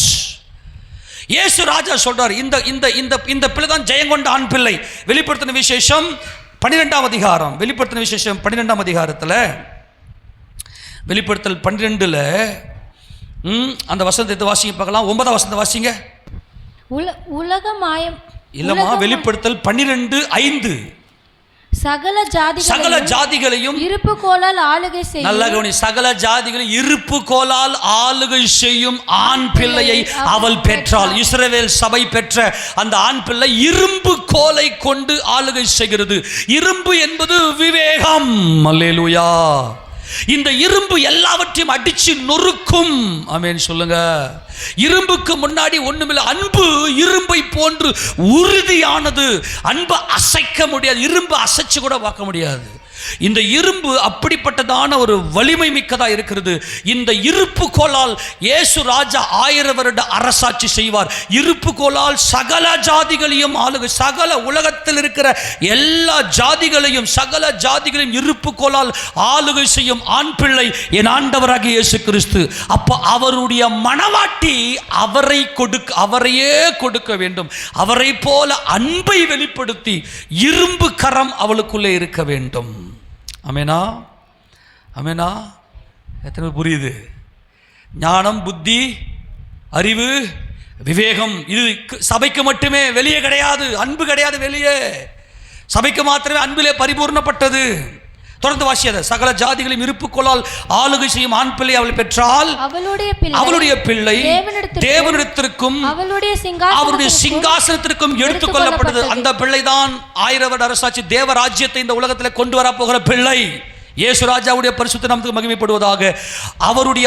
அவரை, அந்த ஜீவனை, அந்த போஜனத்தை தனக்குள்ளே கொண்டவள் தான் மனவாட்டி. அவள் இப்போ ஒய்கோனோமோஸாக இருக்கிறாள். அவருடைய வருகையில் இவள் எப்படி மாறுவா? கத்திஷ்டமியாக மாறி, அவரை போல மாறிவிடுவாள். கத்திஷ்டமியாக மாறிவிடுவாள். நாம் சந்தோஷப்பட்டு கலிகூர்ந்து அவருக்கு தூய் செலுத்த கடுவோம். ஆட்டுக்குட்டியுடைய கல்யாணம் வந்தது. அவருடைய மனைவி தன்னை ஆயத்தம் பண்ணினு சொல்ல கேட்டேன். சுத்தமும் பிரகாசமான மெல்லிய வஸ்திரம் தரித்துக் கொள்ளும்படிக்கு அவளுக்கு அளிக்கப்பட்டது. அந்த மெல்லிய வஸ்திரம் பரிசுத்தமுடைய நீதிகளே, எடுத்து கொடுத்த நீதி. என் தேவன் மகிமைப்படுவாராக, என் தேவன் மகிமைப்படுவார் என்று கிறிஸ்துவை வெளிப்படுத்தினவள்.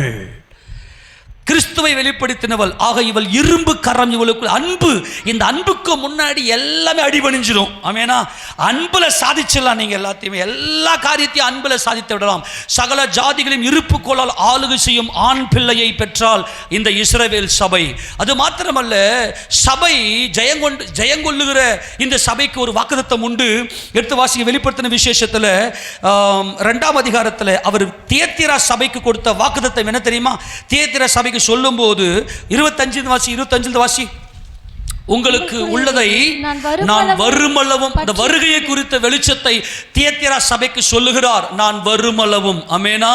நான் தான் இரும்பு என்று கர்த்தராகிய இயேசு கிறிஸ்து சொல்லுகிறார். நான் தான் விவேகம். நான் தான் மனிதனிலே பரிபூர்ணமாய் அன்பு கூர்ந்தவர், மனிதன் மேல் அன்பு கூர்ந்தவர். ஆமெனா? மனுக்குலத்துக்காக தம்மை தாமே ஒப்பு கொடுத்த கர்த்தர் நமது ஆண்டவராகிய இயேசு கிறிஸ்து. நான் வருவேன். மனவாட்டி சபையே, ஒய்கோனோமோஸாக இருக்கிறவளே, உன்னை கத்திஷ்டமியாய் என்னை போல உன்னை மாற்றி என்னோடு உன்னை சேர்த்துக் கொள்வதற்காக நான் வருகிறேன். நீ இரும்பாயிரு. அல்லேலூயா. நீ இரும்பாயிரு. நீ போஜனம் கொடு, போஜனம் கொடு. ஏற்ற வேளையில போஜனம் கொடு. ஏற்ற வேளையில சரியாய் கிறிஸ்துவின் அன்பை காண்பி. இந்த அன்புக்கு முன்னாடி எதுவுமே நிற்க முடியாது. இந்த அன்புக்கு எதுவுமே நிற்கல. இயேசு ராஜாவுக்கு முன்னாடி எதுவுமே நிற்கல. அவரை தேவன் தம்முடைய சிங்காசனத்தில் வலது பாசத்தில் உட்கார வைத்திருக்கிறார். தொடர்ந்து வாசியேன். ஜெயங்கொண்டு முடிவு பரியந்தம் என் கிரியைகள். அவருடைய கிரியை என்னது? அன்பு. இயேசு ராஜா தம்முடைய ஜீவனையே நமக்காக ஒப்பு கொடுத்தாரே. தம்முடைய ஜீவனை தம்முடைய சிநேகிதருக்காக தன் ஜீவனை கொடுக்கிற அன்பிலும் பெரிதான அன்பு வேறொன்றும் இல்லை. யாங்கிரியை நடப்பி மணவாட்டி சபையே ஏற்ற வேளையில போஜனம் கொடு, ஏற்ற வேளையில போஜனம் கொடு, எல்லாருக்கும் நீ நல்லது செய், நன்மை செய், யாங்கிரியை கைக்கொள். ஜெயங்கொண்டு இதான் சொல்லிட்டேன். இந்த இந்த விவேகி என்பது ஜெயங்கொண்டவர்கள். ஆமேனா? போன வரை தெளிவாக பார்த்து, விவேகி என்பவர்கள் இந்த மாம்சம், உலகம், மாம்சம், பிசாச ஜெயங்கொண்டவர்கள். இந்த உலக ஞானம், உலக புத்தி, உலக அறிவு, சுய ஞானம், சுய புத்தி, சுய அறிவை ஜெயங்கொண்டு தேவ ஞானம், தேவ புத்தி, தேவ அறிவு, தேவனுடைய விவேகத்தில் வாழ்ந்து கொண்டிருப்பவர்கள் தான் மணவாட்டி சபையார். ஆக ஜெயங்கொண்டவர்கள் தான் இந்த விவேகிகள். நான் ஜெயங்கொண்டு என் கிரிகளை கை கொள்ளுகிறவன் எவனோ அவனுக்கு நான் என் பிதாவினிடத்தில் அதிகாரம் பெற்றது போல ஜாதிகள் மேல் அதிகாரம் கொடுப்பேன். அவன் இருப்பு கோலால் அவர்களை ஆளுவான். எந்த கோல்ல? இந்த விவேகிகள் தான் அவருடைய மணவாட்டி. ஆமேனா? அவருடைய 1000 வருட அரசாட்சியில் நாம் அவரோட கூடவே இருப்போம். அவர் எங்கே இருக்கிறாரோ அங்கே தான் நம்ம இருப்போம். சபை. ஆமேனா? இருப்பு கோலால் ஆளுகை செய்ய போகிறோம். 149 சங்கீதத்தில் இதை குறித்து நல்லா விளக்கம் இருக்குது. நம்ம கதை செய்து அப்புறம் பார்க்கலாம். புரிஞ்சு போச்சா? இப்போ இருப்பு கோலால் எது? இன்னைக்கு விவேகம் இருக்கா? யாரு மேலேயும் ஒரே ஒரு பகை கூட இருக்கக்கூடாது. நீ உன் ஆழ் மனசில் எங்கேயோ யார் மேலே பகை இருக்கா? உனக்கு துரோகம் பண்ணவங்களை நீ உண்மையிலே மன்னிச்சிருக்கிறியா? நீ எனக்கு துரோகித்தனடா நீ என்னைக்கு இருந்தாலும் அப்படின்னு பார்க்குறீங்களா? நமக்கு எத்தனையோ துரோகம் பண்ணியிருப்பாங்க. இந்த விவேகம் என்பது அந்த துரோகத்தெல்லாம் ஒரு டிராப் கூட நினச்சி பார்க்காம அப்படியே உங்களை நீங்கள் அப்படியே என் தேவனால் கொடுக்கப்பட்ட உறவு, எனக்காக என் தேவன் கொடுத்த உறவுன்னு சொல்லி இந்த அன்புல நீங்கள் அடிபணிஞ்சிட்டீங்க அப்படின்னா இருப்பு கோலால் ஆளுகை செய்யக்கூடிய இயேசு ராஜாவுடைய அரசாட்சிக்கு நீங்கள் கடந்து வருகிறீர்கள் என்பது சத்தியம். எனக்கு கர்த்தர் உங்களோடு பேசுகிறார். ஆமேனா? முழு மனசோட அதுக்கு வசனம் உள்ள இருக்கணும். வசனத்தை நல்லா சாப்பிட்டுருக்கணும். கிறிஸ்துவை குறித்த ஆராய்ச்சி. என் மணவாளன், என் புருஷன், என் புருஷன், என் புருஷன் இயேசு கிறிஸ்து என் ஜீவன், என் ஆத்ம மணவாளன், அவரே எல்லாம், இயேசுவே எல்லாம். நல்லா உட்கார்ந்து ஆராய்ச்சி பண்ணனா இருப்பு கோலால் அவர்களை ஆளுகை செய்வான். அவர்கள் மண் பாண்டங்களை போல நொறுக்க.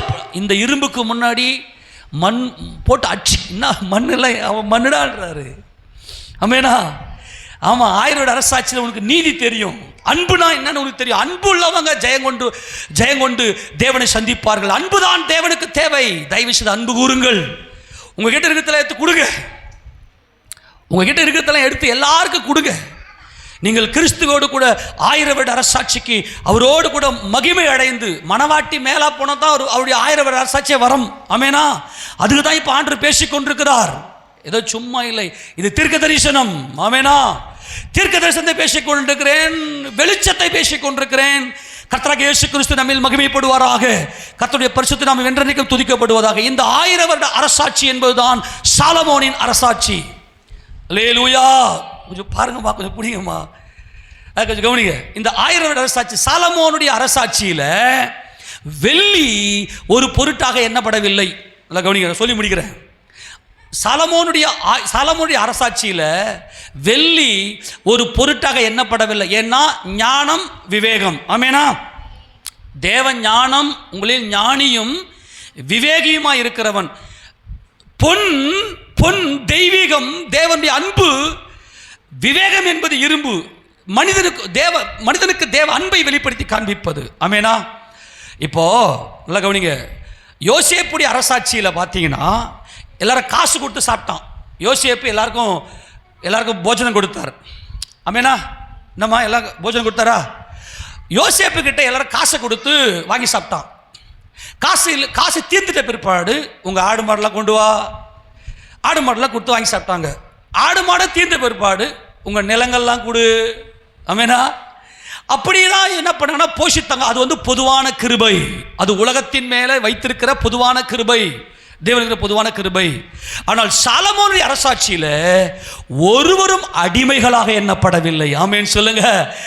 எல்லா தேவனுடைய புத்திரர்கள், எல்லா தேவனுடைய குமாரர்கள் ஒருத்தரையும் அடிமைகளாக வேலை வாங்கல. சாலமோனுடைய அரசாட்சி காலத்தில் எல்லாருக்கும் கொடுத்து சுகபோகமாய் செழிப்பாய் ஒவ்வொருத்தரும் அத்திமரத்தின் கீழும் தன் தன் திராட்சை செடியின் கீழும் இலைப்பாரி, அந்த நிழல்ல இலைப்பாரி கொண்டிருந்தான்.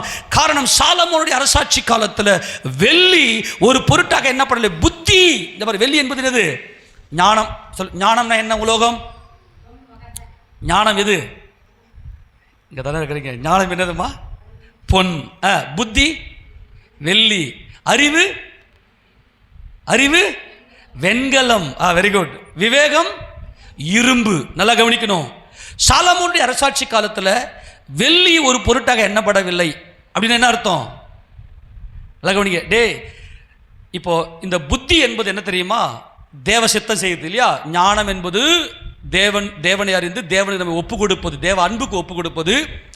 புத்தி என்பது அந்த அந்த தேவ ஞானத்தை செய்வது. இவன் சுயத்திலே இருப்பான். அவன் சுயத்திலே இருந்தால் கூட பரவாயில்லடா, எந்தடா இதை நன்மையை வச்சுக்கிடா அப்படின்னு போய் சொல்லி அவனுக்கு நன்மை செய்யறதுக்கு பேர் புத்தி. ஆமேனா? நல்லா கவனிங்க, புத்தி. ஆனால் விவேகம் என்பது என்னன்னா, இந்த பரிபூர்ண அன்பை கொடுத்த போது அங்கே இந்த சுயத்துக்கு இடமே இல்லை. அந்த புத்திக்கு, சுய புத்திக்கு அங்கே என்ன இல்லை? இடமே இல்லை. இந்த பரிபூர்ண அன்புக்கு முன்னாடி இந்த புத்தி, ஒவ்வொரு மனுஷனுக்கும் சுயம் இருக்கா? சுய புத்தி இருக்கா?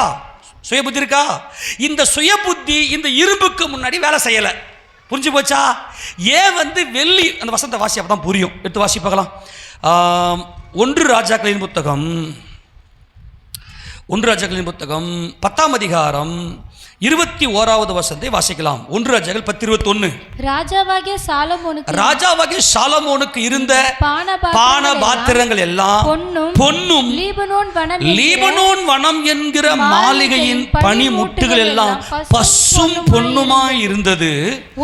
ஒன்றும் வெள்ளியினால் செய்யப்படவில்லை. சாலமோனின் நாட்களில் வெள்ளி ஒரு பொருட்டாக எண்ணப்படவில்லை. இது ரொம்ப முக்கியம், நான் சொல்லி முடிக்க போறேன், கவனிங்க. சாலமோனின் நாட்களில் வெள்ளி ஒரு பொருட்டு இல்லை. அப்படின்னு என்ன அர்த்தம்? வெள்ளி என்பது எதை குறிக்குது? புத்தி. எதிரே ஒருத்தருக்கு சுய புத்தி இருக்குது. ஆமேனா? ஆமேனா? புரியுதா இல்லையாமா? ஒவ்வொரு மனுஷனுக்கு என்ன? சுய ஞானம், சுய புத்தி, சுய அறிவு இருக்கா? இப்ப சாலமோனுக்கு இரும்பு இருக்குது, விவேகம் இருக்குது. இந்த விவேகத்துக்கு முன்னாடி சுய புத்தியெல்லாம் தலை தூக்கல. கரங்களை தட்டி வரைக்கும் மகிழ்ச்சி செலுத்தலாமா எல்லாருமா? இந்த விவேகத்துக்கு, இரும்புக்கு முன்னாடி இந்த சாலமோன் இயேசுராஜன். அல்லேலூயா. ஏனென்றால் இவர் அன்பிலே பரிபூர்ணப்பட்டவர் இந்த சாலமோன். அப்போ அங்க பொன் என்பது ஞானம். ஞானம் அப்படின்னாலே விவேகம் வந்துடும். ஆமேனா? இருதயத்தில் ஞானம் உள்ளவனுக்கு விவேகி என்று பெயர். ஆமேனா? இந்த இரும்பு என்ன செய்யணும்? எல்லாத்தையும் அச்சு நொறுக்கும். மீகா 4:13 வாசிங்களேன். இந்த இரும்பு என்ன செய்து பாருங்க பார்க்கலாம். மீகா 4:13 வேகம் எடுத்து வாசி. மீகா 4:13. சீயோன் குமாரத்தியே, நீ எழுந்து போரடி. நான் உன் கொம்புகளை இரும்பும் உன் குளம்புகளை வெண்கலமும் ஆக்குவேன். நீ அநேக ஜனங்களை நொறுக்கி போடுவாய். இரும்பு என்ன பண்ணும்? நொறுக்கும். ஜனங்களை நொறுக்கும். உன் சுய புத்தி, அவனுக்குள்ள இருக்கிற வெள்ளி எழும்பாதபடிக்கு அவனுக்கு பரிபூர்ணமான அன்பை, தேவனுடைய பரிபூர்ணமான அன்பை வெளிப்படுத்துகிறவரை கிறிஸ்து. அதனுடைய சாயல் தான் சாலமோனுடைய ஆட்சி. புரிஞ்சு போச்சா? ஆமேனா? அப்போ சுய புத்தி இன்னைக்கு எந்த ஒரு குறையும், அன்புக்கு முன்னாடி எதுவுமே நிற்க முடியாது என்பதுதான் அர்த்தம். ஆமேனா? சாலமோன் அன்பிலே பரிபூர்ணப்பட்டவர். நமது சாலமோன் ஆகிய நமது ஆண்டவராகிய இயேசு கிறிஸ்து அன்பின் சொருபி, அன்பிலே பரிபூர்ணப்பட்டவர். அவருடைய 1000 வருட அரசாட்சியில எந்த சுய புத்தியும் எழுந்திருக்காது. இரும்பு கரம் கொண்டு, இரும்பு கோலால் அவர்களை ஆளுகை செய்வார். அவங்க நினைக்கும் போதே கர்த்தர் பக்கத்தில் உனக்கு என்ன தேவை அப்படின்னு விசாரிச்சு அவனை கர்த்தர் போஷித்து நடத்துவார். ஒரு சின்ன பிள்ளை பாம்பு புத்துல, கட்டுவிரியம் பாம்பு புத்துல கையை விட்டு பாம்பை எடுத்து வச்சு விளையாடும். சிங்கம் புல்லை தின்னும்.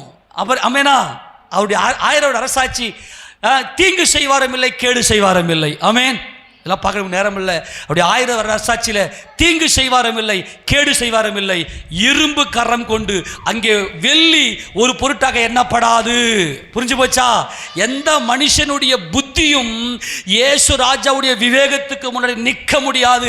ஏன்னா அப்படிப்பட்ட அன்பின் பரிபூர்ணமுள்ள ஆட்சி தான் 1000 வருட அரசாட்சி. அல்லேலூயா சொல்லாமா? ஏன் தெரியுமா? சேபா தேசத்து ராஜஸ்திரி வந்து சாலமோனுடைய அரசாட்சியை பார்த்தா, சாலமோனுடைய ராஜ்யம் மட்டுமல்ல, சாலமோனுடைய அரசாட்சியில் வேலை செய்யக்கூடிய அந்த வேலைக்காரர்களுடைய வீடுகள், அங்கே செய்கிற ஊழியக்காரர்களுடைய வீடுகள்லாம் பார்த்து பிரமை கொள்ளுகிறாள்.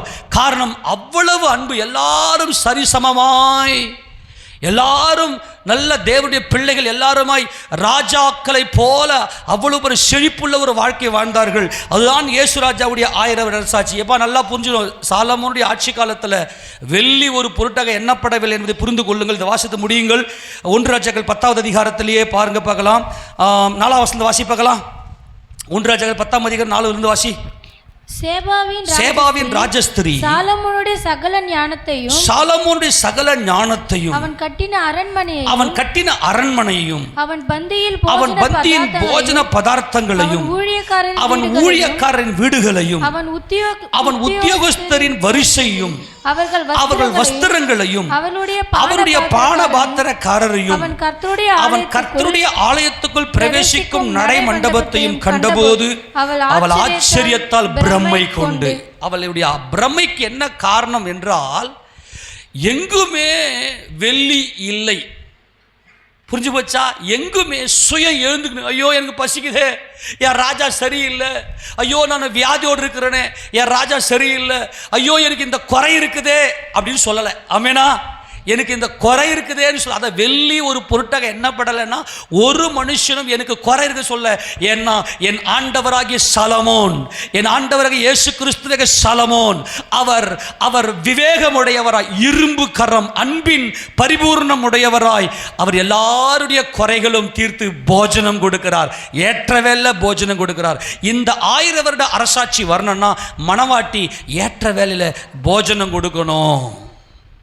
அப்போ தன்னுடைய மாம்சமாகிய இந்த போஜனத்தை வெறுத்து உபவாசித்து தேவ சமூகத்தில் காத்திருந்து எல்லார் மேலும் அன்பு கூறக்கூடிய அந்த மணவாட்டி வர வேண்டும். அதுக்கு தான் தாவீது என்ன பண்ணுவார்னா, சாலமோனே நீ தேவாலயத்தை கட்ட போகிறாய், ராஜ அரண்மனையை கட்ட போகிறாய்.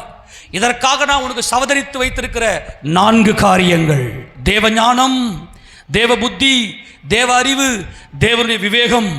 இது பொன், வெள்ளி, வெண்கலம், இரும்பை உனக்கு நான் வைத்திருக்கிறேன். உன் ஆட்சி காலம் இரும்பின் ஆட்சி காலமாக இருக்கும். ஒரு சுய புத்தியும் எழுந்து எனக்கு குறைன்னு சொல்லவே சொல்லாது. அல்லேலூயா. நம்முடைய வீடுகளில், நம்ம சுற்றி இருக்கிற குடும்பங்களில், நம்முடைய சபையில் யாருடைய குறையும் நீங்கள் பார்க்காதீங்க. யாருக்கும் குறையில்லாதபடிக்கு பரிபூர்ணமாக நடத்துங்க. அங்கே தாவீது சொல்லுவார் சாலமோன் கிட்ட, 1 நாளாகமம் 22:16 வாசிப்பாகலாம். 1 நாளாகமம் 22:16. பொன்னுக்கும் வெள்ளிக்கும் வெண்கலத்துக்கும் இரும்புக்கும் கணக்கில்லை. என்ன சொல்ற பாரு பார்க்கலாம். பொன் வாசிங்க. பொன்னுக்கும் வெள்ளிக்கும் வெண்கலத்துக்கும் இரும்புக்கும் கணக்கில்லை. ஆமென் சொல்லுங்க. அப்ப சாலமோனுடைய ஆட்சி என்ன ஆட்சி? இரும்பின் ஆட்சி.